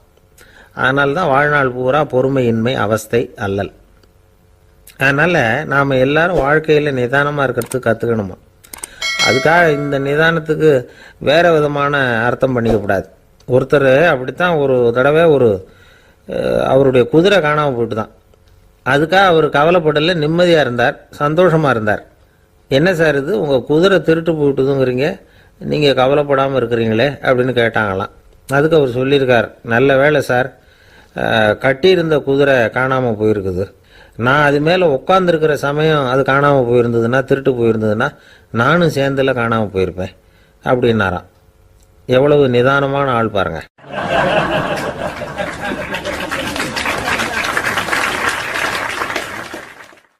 ஒரு நண்பர், சினிமா படம் தயாரிக்கிறவர், அவர்கிட்ட ஒரு நாள் பேசிக்கிட்டு இருந்தேன். அது எப்படி சார், நீங்கள் எடுக்கிற எந்த படமும் கையை கடிக்காத அளவுக்கு எடுத்துடுறீங்களே, அது எப்படின்னு கேட்டேன். அது ஒன்றும் பெரிய விஷயம் இல்லை சார். பெண்களுக்குன்னு சில உருக்கமான காட்சிகள், இளைஞர்களுக்குன்னு சில நடனங்கள், அடிதடி காட்சிகள், அப்புறம் வயசானவங்களுக்குன்னு சில ஆன்மீக காட்சிகள், சின்ன பிள்ளைங்களுக்கு சிரிப்பு, இப்படி எல்லாமும் சேர்த்து நான் படம் எடுக்கிறேன். மசாலா படம்னு பேர். இது ரொம்ப பெருசாக இல்லைன்னாலும் ஓரளவுக்கு சுமாராக ஓடிடும், கையை கடிக்காது அப்படின்னார். இது ஒரு உத்தி. சில பத்திரிகை ஆசிரியர்களும் இந்த உத்தியை கையாளுறது உண்டு. இந்த உத்திக்கு பார்னம் உத்தி அப்படின்னு பேர். பார்னம் எஃபெக்ட் அப்படின்னு சொல்லுவாங்க. அதாவது ஃபீனியஸ் டி பார்னம் அப்படின்னு ஒருத்தர் அமெரிக்காவில் இருந்தாராம். அதாவது 19ஆம் நூற்றாண்டில் அமெரிக்காவில் கொடிகட்டி பறந்த ஒரு சர்க்கஸ் நிறுவனத்தின் அதிபர் அவர். இந்த உலகத்தில் ஒவ்வொரு நிமிஷமும் ஒரு ஏமாளி பறந்துக்கிட்டே இருக்கிறான் அப்படிங்கிறது அவருடைய சித்தாந்தம். ஒவ்வொருத்தரையும் திருப்திப்படுத்துகிற அளவுக்கு அம்சங்களை கொஞ்சம் கொஞ்சமாக கலந்து கேளிக்கை நிகழ்ச்சிகளை நடத்தினது தான் அவருடைய மகத்தான வெற்றிக்கு காரணம். அதனால் அந்த உத்தியை யார் கடைப்பிடிச்சாலும் சரி, அதுக்கு பார்னம் உத்தி அப்படின்னு பேர் வந்துட்டுது. ஜோசியம் சொல்கிறவங்களுக்கும் இந்த உத்தி தான் கை கொடுக்குது. ஒரு விஷயத்தை ஒருத்தருடைய கோள் நிலைகள் அல்லது கையெழுத்து நிரூபிக்கிறதாக அவர்கிட்ட சொன்னால் அதை அவர் நம்பிவிடுவார். ஆனால் அந்த விஷயம் நல்லதாக இருக்கணும், நேர்மையானதாக இருக்கணும், அதாவது பாசிட்டிவாக இருக்கணும். 8ஆம் இடத்துல குரு, 9ஆம் இடத்துல சனி, நீங்கள் ஒரு பெரிய மேதை தான் அப்படின்னு சொல்லுவாங்க. கேட்குறவங்களுக்கு அதை மறுக்கிறதுக்கு மனசு வராது. அப்படி சொல்லும் பொழுது கூடவே என்ன கொஞ்சம் முன்கோபம் அதிகமாக இருக்கும், இருந்தாலும் அது உடனே மறைஞ்சிரும் அப்படின்னு சில அற்ப விஷயங்களையும் சொன்னாலும் அதையும் சரிதான்னு சொல்லி ஒத்துக்குவாங்க. ஆளுமையை எடை போடுகிற ஒரு நிறுவப்பட்ட உத்தியின் மூலமாக தன்னுடைய குணாதிசயங்கள் கண்டுபிடிக்கப்பட்டதாக அவர் நம்புறது தான் இதுக்கு காரணம். இந்த மாதம் பணத்தட்டுப்பாடு கொஞ்சம் இருக்கும், உடம்புல ஏதாவது கொஞ்சம் அசௌகரியம் இருக்கும், வீட்டுக்குள்ளே லேசாக மனஸ்தாபம் வரலாம், இது மாதிரி பொதுப்படையாக சிலதை சொன்னாலே போதும், மக்களை நம்ப வச்சுடலாம். இதெல்லாம் நமக்கு மட்டும்தான் ஏற்படுது அப்படின்னு சொல்லி அவங்க நினைக்கிறது தான் காரணம். இதுதான் பார்னம் உத்திங்கிறது. மனிதர்கள் பாராட்டுகளை விரும்புகிறதும் விமர்சனங்களை வெறுக்கிறதும் பார்னம் உத்தியின் அடுத்த கூறு. அதனால் ஒருத்தருக்கு ஜோசியம் சொன்னாலும் சரி, அவருடைய ஆளுமையை மதிப்பிடுறதாக இருந்தாலும் சரி, அவரை புகழற மாதிரி இருந்தாலும் சரி, அப்படி இருந்தால் தான் அது சரியாக இருக்கும். சாதகமான விஷயங்களை அதிகமாகவும் பாதகமான விஷயங்களை நாசூக்காகவும் சொன்னால் மக்கள் அதை நம்பிடுவாங்க. ஒருத்தரை கருமின்னு சொன்னால் ஏற்றுக்க மாட்டார். அதையே கொஞ்சம் மாற்றி நீங்கள் கொஞ்சம் சிக்கனமான ஆசாமி அப்படின்னு சொன்னால் நீங்கள் சொல்கிறது சரிதான் சார் அப்படிம்பார். நீங்கள் பெரிய செலவாளி தான், இருந்தாலும் நல்ல விஷயங்களுக்கு தான் செலவழிப்பீங்க அப்படின்னு சொல்லணும். இப்படி இந்த பார்னம் உத்தியை கடைபிடிச்சி இன்னைக்கு வெற்றிகரமாக காலம் தள்ளுறவங்க நிறைய பேர் இருக்கிறாங்க. இந்த உலகத்தில் ஒவ்வொரு நிமிஷமும் ஒரு ஏமாளி பறந்துக்கிட்டே இருக்கிறான் அப்படிங்கிறது தான் ஃபீனியஸ் பார்னம் அவர்களுடைய நம்பிக்கை. அதை விட அடுத்தவங்களை ஏமாளியாக நினைக்கிற மனுஷர்கள் தான் இன்னைக்கு உலகத்தில் ரொம்ப அதிகம். ஒருத்தர் தன்னுடைய மேல் அதிகாரிகிட்ட போய், ஐயா ஒரு நாள் லீவு வேணும், என் தங்கச்சிக்கு கல்யாணம் அப்படின்னார். அவர் பார்த்தார். ஒரு 10 நிமிஷம் வெளியில் இருங்கன்னார். 10 நிமிஷம் கழித்து கூப்பிட்டார். இதை பாருங்க, நீங்கள் சொல்கிறது பொய். இப்போ உங்கள் தங்கச்சிக்கு ஃபோன் பண்ணேன். அவங்க தனக்கு 2 வருஷத்துக்கு முன்னாடியே கல்யாணம் ஆயிட்டதாக சொல்கிறாங்க அப்படின்னார். உடனே இவர் சொன்னார், சார் இப்போ நீங்கள் சொல்கிறதும் பொய்யா தான் இருக்கணும். ஏன்னா நிஜமாக எனக்கு ஒரு தங்கச்சியே கிடையாது அப்படின்னார்.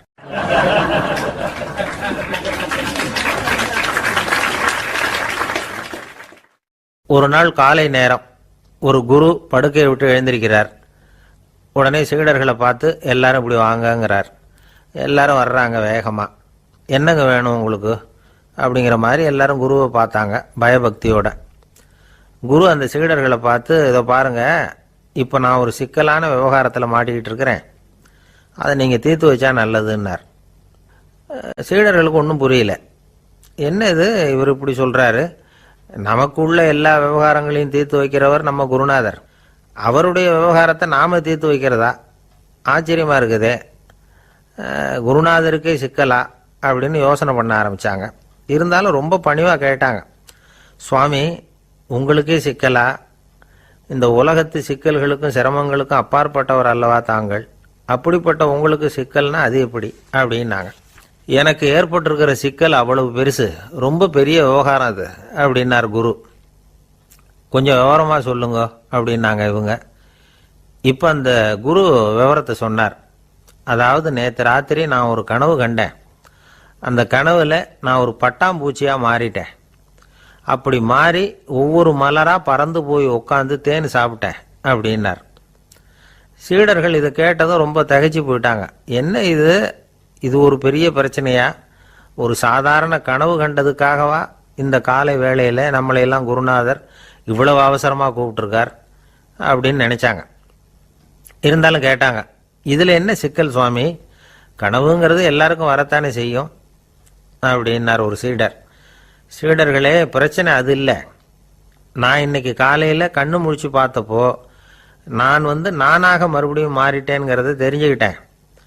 இதில் சிக்கல் என்னன்னா, இப்போ அந்த பட்டாம்பூச்சி தான் நானாக ஆயிட்டதாக கனவு கண்டுகிட்டு இருக்கா அப்படிங்கிறது தான். ஒரு மனுஷன் பட்டாம்பூச்சி ஆகிறதாக கனவு காண முடியுங்கிறப்போ அந்த பட்டாம்பூச்சியும் மனுஷனாக ஆகிறதாக கனவு காண முடியும் இல்லையா? இப்போ எனக்கு யதார்த்த நிலை தெரியணும், எது நிஜம்னு தெரியணும். நேற்று ராத்திரி நான் கண்டது கனவா, அல்லது இது பட்டாம்பூச்சி கண்டுகிட்டு இருக்கிற கனவா? இதுதான் குரு கேட்ட கேள்வி. இதை கேட்டதும் சீடர்கள் ரொம்ப குழம்பி போயிட்டாங்க. சுவாமி, இது வரைக்கும் நாங்கள் தூங்குறப்ப பார்க்கறது கனவுன்னும் மூழ்கிக்கிட்டு இருக்கிறப்ப பார்க்கறது நனவுன்னு நம்பிக்கிட்டு இருக்கிறோம். இப்போ எங்களை ரொம்ப குழப்பிட்டீங்க, இதுக்கு பதில் சொல்ல எங்களுக்கு சக்தி இல்லை அப்படின்னு சொல்லிவிட்டாங்களாம். அதுக்கப்புறம் அந்த குரு சொன்னாராம், நினைவு தான் முக்கியமான அம்சம். முடிவு கட்டம்னா பகலின் நினைவுகளை விட இரவின் கனவுகளே ரொம்ப உண்மை. ஒருத்தன் தூங்க போனால் தூங்கிக்கிட்டே இருந்தால் அவன் காணும் கனவு பொய்ங்கிறத அவன் உணர மாட்டான். ஒவ்வொரு கனவும் காணும் பொழுது அது ரொம்ப உண்மையாக தான் தெரியுது. ஒரு கனவு கூட உண்மை இல்லைன்னு கனவுல தோன்றுவதே இல்லை அப்படின்னார் குரு. அகில வாழ்வு அத்தனையும் சொற்பனம் கண்டாய் அப்படிங்கிறார் தாயுமானவர். ஆகையினால நம்ம கனவுலேருந்து நாம் என்னைக்கு முழிச்சிக்க போகிறோம் அப்படிங்கிறது தான் ஒரு முக்கியமான கேள்வி. ஒருத்தர் வந்தார், காலில் கட்டோடு வந்தார். என்னங்க காலில் கட்டுன்னு? சார், நேற்று ராத்திரி தூக்கத்தில் எங்கள் வீட்டு கூரையில் ஏணியை சாத்தி வச்சு இறங்கினப்போ வழுக்கி விழுந்து காலை உடச்சிக்கிட்டேன்னார். உங்கள் வீட்டில் தான் ஏணியே கிடையாது சார் அப்படின்னு. உண்மைதான் சார், நான் கீழே விழுந்து முழிச்சுக்கிட்டதுக்கு அப்புறம் தானே ஏணி இல்லைங்கிறது எனக்கு ஞாபகம் வந்தது அப்படின்னார்.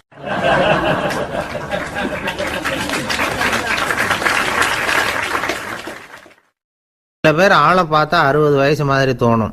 உண்மையான வயசு என்னன்னு பார்த்தா 40 அல்லது 45 சில பேரை பார்க்கறதுக்கு 45 மாதிரி தெரியும், உண்மையிலேயே 65 தாண்டி இருப்பாங்க.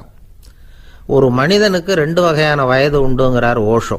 அதாவது உடம்புக்குன்னு ஒரு வயசு, மனசுக்குன்னு ஒரு வயசு. முதல் உலக மகாயுத்தம் நடந்தது இல்லையா, அது முடிஞ்சதுக்கு அப்புறம் முதல் தடவையா மனிதனின் மூளை வளர்ச்சியை பற்றி மனநல வைத்தியர்கள் ஒரு கணக்கெடுப்பு சோதனை நடத்தினாங்களாம். அது வரைக்கும் மனிதனுக்கு 2 வகையான வயது உண்டுன்னு யாரும் சிந்திச்சதே இல்லையா. அந்த உலக மகா யுத்தம் முடிஞ்சதுக்கு அப்புறம் மனிதனுடைய சராசரி மனதின் வயதை கணக்கிட்டு பார்க்கும் பொழுது அவங்களுக்கெல்லாம் ரொம்ப அதிர்ச்சியாக இருந்துதான். ஏன்னா அது ரொம்ப பின்தங்கிய நிலையில் இருந்திருக்கு, வளர்ச்சி அடையாத நிலையில் இருந்திருக்கு. அவங்க கண்டுபிடிச்ச பிரகாரம் அப்போ மனசோட சராசரி வயசு என்ன தெரியுமா? 14. அப்படின்னா பார்த்துங்க, உடல் ரீதியாக ஒருத்தரோட வயசு 70 கூட இருக்கலாம், ஆனால் மனசோட வயசு 14 தான். இதுக்கு நேர்மாறாக அமைஞ்சு போச்சுன்னு வச்சுங்க. அதாவது ஒருத்தருக்கு உண்மையிலேயே 14 வயசு, அதாவது உடலோட வயசு 14, அவரோட மனசின் வயசு 70ன்னு வச்சுக்கோங்க. இப்படி அமைஞ்சுட்டுதுன்னா அவர் சீக்கிரம் ஞானத்தன்மை அடைஞ்சிருவார் அப்படின்னு அர்த்தம். இப்போ நமக்கெல்லாம் உடம்போட வயசு மனசோட வயசு ரெண்டும் ஒன்றா இருந்துட்டா அதுவே போதும், அதுவே பெரிய விஷயம். இப்போ எமர்சன் கிட்ட போய் ஒருத்தர் கேட்டாராம், உங்கள் வயசு என்ன அப்படின்னு. அவர் உடனே பதில் சொல்லியிருக்கார், 360 வருஷம் அப்படின்னாராம். கேட்டவர் குழம்பி போயிட்டார். அவர் என்ன சொல்கிறாரு, 360 வயசா? என்ன நம்ம காதில் தான் சரியாக விழலையா? எமர்சன் எப்பவும் உண்மையை பேசுகிற ஒரு சிறந்த அறிவாளி, அவர் இப்படிலாம் பொய் சொல்ல மாட்டாரே அப்படின்னு ஒரு யோசனை பண்ணிக்கிட்டே இவர் மறுபடியும் அவர் கிட்ட போனாராம். ஐயா, நீங்கள் சொன்னது சரியாக என் காதில் விழலை, அதனால் மறுபடியும் கேட்குறேன், உங்கள் வயசு என்ன அப்படின்னாராம். எமர்சன் மறுபடியும் சொல்லியிருக்கிறார், 360 வருஷம்னு. வந்தவருக்கு உண்மையிலேயே அதிர்ச்சியாக போட்டுது. அதுக்கப்புறம் மெதுவாக ஆரம்பித்தாராம், ஐயா நீங்கள் சொல்கிறத என்னால் ஏற்றுக்க முடியாது, எப்படி பார்த்தாலும் இப்போ உங்களுக்கு வயசு ஒரு 60க்கு மேலே இருக்காதுன்னு நினைக்கிறேன் அப்படின்னாராம். நீங்கள் சொல்கிறது சரிதான், அது என் உடம்போட வயசுன்னாராம் எமர்சன். அப்படின்னா ஏற்கனவே நீங்கள் சொன்னது அப்படின்னு கேட்டிருக்கார், அது என் மனசோட வயசு அப்படின்னாராம். நம்மளை பொறுத்த வரைக்கும் அறிவு தூசு படிஞ்சிருக்கு, அது மாதிரியே அன்பும் மாசுபட்டிருக்கு. இது ரெண்டையும் சுத்தம் பண்ண வேண்டியிருக்குது, அப்போ தான் நாம் சரியான வயசில் வாழ முடியும். ஒரு ஆசாமி இருக்கிறார், அவருக்கு உடம்போட வயசு அதிகம், மனசோட வயசு ரொம்ப குறைச்சல், குழந்த மாதிரி. அவர் ஒரு ஆஸ்பத்திரியில் படுத்திருக்கிறார். நர்ஸம்மா எல்லாருக்கும் மருந்து கொடுத்துட்டு போகிறாங்க. கொஞ்ச நேரம் கழித்து திரும்பி வந்தாங்க. அப்போ இவர் அந்த அம்மாவை கூப்பிட்டு சொல்கிறார், இதை பாருங்கள் சிஸ்டர், நீங்கள் எல்லாருக்கும் சின்ன சின்ன மாத்திரையாக கொடுத்துட்டு எனக்கு மட்டும் நீளமான மாத்திரையாக கொடுத்துட்டீங்க, முழுங்கிறதுக்கு ரொம்ப கஷ்டமாக போச்சு, இனிமேல் எனக்கும் சின்ன மாத்திரையாக கொடுங்க சிஸ்டர் அப்படின்னாராம். அந்த அம்மா உடனே அதிர்ச்சியாகி தலையில் அடிச்சுக்கிட்டாங்களாம். நான் கஷ்டப்பட்டு மாத்திரையை முழுங்கினத்துக்கு நீங்கள் ஏமா தலையில் தட்டிக்கிறீங்க அப்படின்னு கேட்டிருக்காரு இவர். இதுக்கு அவங்க சொல்லியிருக்கிறாங்க, நான் உங்களுக்கு கொடுத்துட்டு போனது மாத்திரை இல்லைங்க, அது தெர்மாமீட்டர் அப்படின்னாங்களாம்.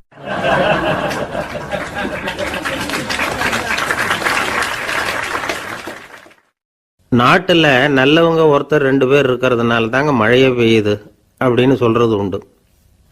நல்லார் ஒருவர் உளரேல் அவர் பொருட்டு எல்லாருக்கும் பெய்யும் மழை. சில சமயம் ரொம்ப பேர் திடீர்னு நல்லவங்களா ஆயிடுவாங்க போல இருக்கு, அதனால தான் விடாம பேய் மழையா கொட்டி தீர்த்துடுது. எல்லாரும் நல்லவங்களாயிட்டா உலகமே தாங்காது போல இருக்க. அப்பப்போ ஒருத்தர் 2 பேர் நல்லவங்களாகணும், அப்பதான் சீரா மழை பெய்யும். மாசத்துக்கு 3 பேர் நல்லவங்களானா மாதம் மும்மாரி பொழியும். இதெல்லாம் வேடிக்கை பேச்சு. இப்போ இதெல்லாம் ஒரு பக்கம் இருக்கட்டும், இப்போ விஷயத்துக்கு வருவோம். ஒரு கும்பல்ல நல்லவன் யாரு அப்படிங்கிறத எப்படி கண்டுபிடிக்கிறது? இதுக்கு ஒரு வேடிக்கை கதை உண்டு. என்னுடைய நண்பர் ஒருத்தருக்கு அவங்க பாட்டியம்மா சொன்ன கதையா அது. அது என்ன கதைன்னா, ஒரு ஊர்ல ஒரு சமயம் பலமான மழை பெய்ய ஆரம்பிச்சுட்டு தான், இடி மின்னல் ரொம்ப கடுமையா இருந்திருக்குது. ஆரம்பிச்ச மழை வர வர கடுமையா ஆகிட்டு இருக்குதே தவிர நிக்கிற பாடா தெரியல. ஊர் ஜனங்கள்லாம் பார்த்தாங்க, இதுக்கு மேலேயும் வீட்டு உள்ள இருந்தா ஆபத்துங்கிறத புரிஞ்சுக்கிட்டாங்க. ஏன்னா வீடெல்லாம் இடிஞ்சு விழுந்துருமோங்கிற பயம். உடனே எல்லாரும் புறப்பட்டு ஊருக்கு பொதுவா இருந்த ஒரு மண்டபத்துல போய் தங்கிக்கிட்டாங்க. மின்னல் கடுமையா இருந்தது, இடி எந்த நேரத்திலையும் விழலாம்ங்கிற நிலைமை, எப்போ விழலாம்னு பார்த்துக்கிட்டு இருக்குது. அந்த மண்டபத்தில் இருந்த ஜனங்கள் மனசுக்குள்ள ஒரு பயம், நம்ம கூட்டத்தில் யாராவது ஒரு கெட்டவன் பாவம் பண்ணவன் இருந்தா கூட இடி இந்த மண்டபத்தில் விழுந்துரும், அது எல்லாருக்கும் ஆபத்து அப்படின்னு நினைச்சாங்க. சரி, இதுக்கு என்ன பண்ணலாம் அப்படின்னு யோசனை பண்ணாங்க. அந்த கூட்டத்தில் ஒரு பெரியவர் இருந்தார், அவரு ஒரு யோசனை சொன்னார். இதை பாருங்க, அதுக்கு ஒரு வழி இருக்கு. அதோ எதிர்த்தாப்புல கொஞ்சம் தூரத்தில் ஒரு உயரமா மரம் ஒன்று இருக்கு பாருங்க. பொதுவா இடி சுலபமா விழறது அது மாதிரி உயரமான மரத்துல தான். நம்ம கூட்டத்தில் இருக்கிறவங்க எல்லாரும் ஒவ்வொருத்தரா போய் அந்த மரத்தை தொட்டு விட்டு திரும்பி வந்துடணும். நம்மள பாவம் பண்ணவன் யாரோ அவன் அந்த மரத்தை தொடுற சமயத்துல இடி விழுந்துரும், அவன் மட்டும் போயிடுவான், மண்டபத்தில் இருக்கிற நாமெல்லாம் பொழைச்சிக்கலாம் அப்படின்னு ஐடியா கொடுத்தாரு அந்த பெரியவர். இது நல்ல யோசனையா பட்டது. எல்லாரும் ஒத்துக்கிட்டாங்க. ஒவ்வொருத்தரா போய் அந்த மரத்தை தொட்டு விட்டு திரும்பி வந்தாங்க. இடி எதுவும் விழல. இன்னமும் பாவம் பண்ண ஆசாமி அதை போய் தொடலை போல இருக்கு அப்படின்னு நினைச்சுக்கிட்டாங்க. ஒவ்வொருத்தரா போறாங்க, எல்லாரும் போய் தொட்டுக்கிட்டு வந்தாச்சு. இன்னும் ஒரே ஒரு ஆசாமி தான் பாக்கி. கடைசியா இருந்த அந்த ஆள் பயந்துட்டான். இது வரைக்கும் இடி விழலைன்னா இப்ப என்ன அர்த்தம்? இப்ப நாம தான் பாக்கி, நாம தான் தப்பு பண்ண ஆள் போல இருக்கு அப்படின்னு நினைச்சுட்டான். அதனால துணிச்சலா போய் தொடறதுக்கு பயந்தான், தயங்கிக்கிட்டே இருந்தான். இருந்தாலும் மற்றவங்க எல்லாம் சும்மா இருப்பாங்களா? கட்டாயப்படுத்தி கழுத்தை பிடிச்சி தள்ளாத குறையா அவனை தள்ளி விட்டாங்க, போய் தொட்டுட்டு வாடான்னு. அவன் நடுங்கிட்டே போய் அந்த மரத்தை தொட்டான்.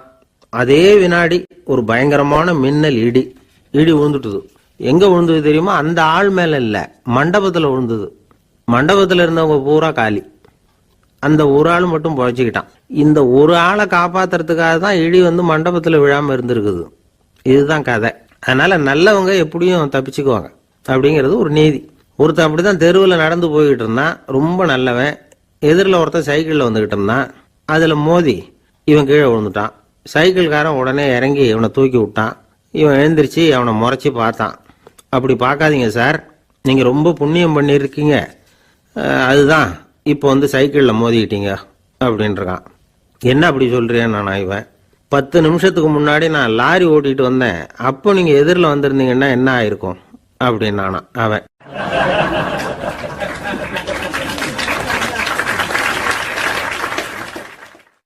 எனக்கு அதிர்ஷ்டமே இல்லை சார் அப்படின்னாரு ஒருத்தர்.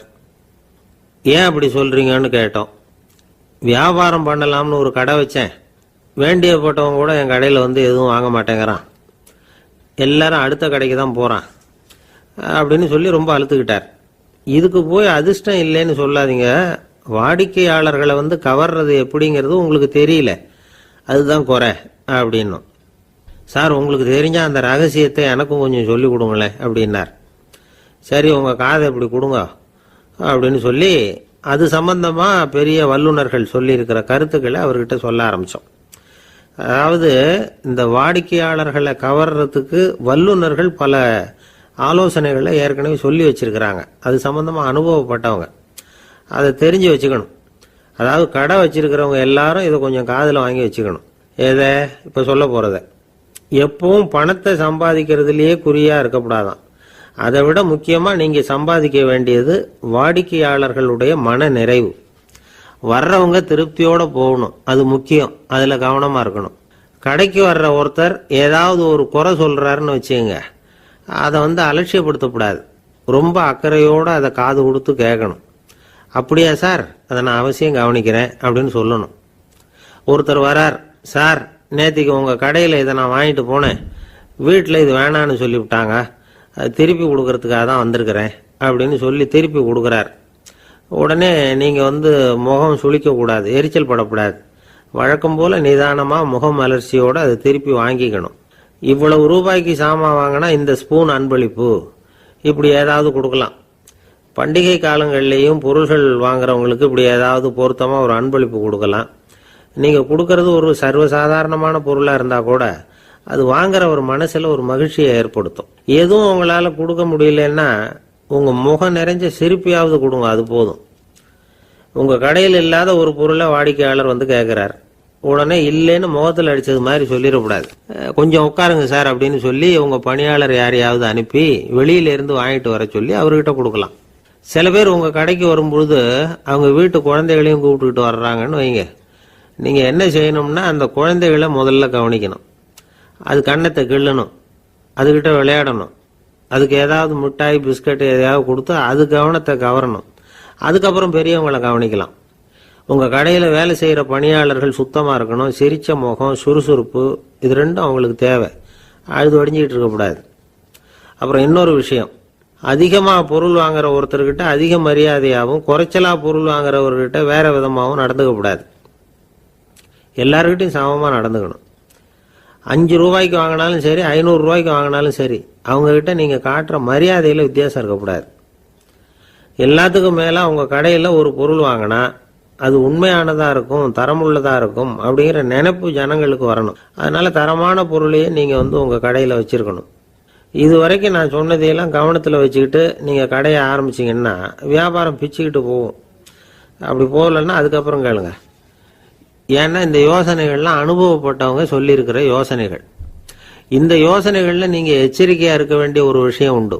அது என்னங்கிறதையும் தெரிஞ்சு வச்சுக்கிறது நல்லது. என்னுடைய நண்பர் ஒருத்தர் வந்தார். சார், உங்கள் யோசனையை கேட்டதுனால நான் ஒரு அறை வாங்கினது தான் மிச்சம்னார். என்ன ஆச்சுன்னு கேட்டேன். எங்கள் கடைக்கு ஒரு பெரிய அம்மா குழந்தைய தூக்கிட்டு வந்தாங்க சார். உங்கள் யோசனைப்படி அந்த குழந்தையோட கன்னத்தை கிள்ளணும்னு முயற்சி பண்ணினேன். திடீர்னு அந்த நேரம் பார்த்து அந்த குழந்தை தலையை குனிஞ்சிக்கிட்டுது. என் கை குழந்தையோட கன்னத்துக்கு பதிலாக அது தூக்கிட்டு வந்தவங்க கன்னத்தை கிள்ளி விட்டுது. அதுதான் அப்படி ஆயிட்டுது அப்படின்னார், கன்னத்தை தடவிக்கிட்டே.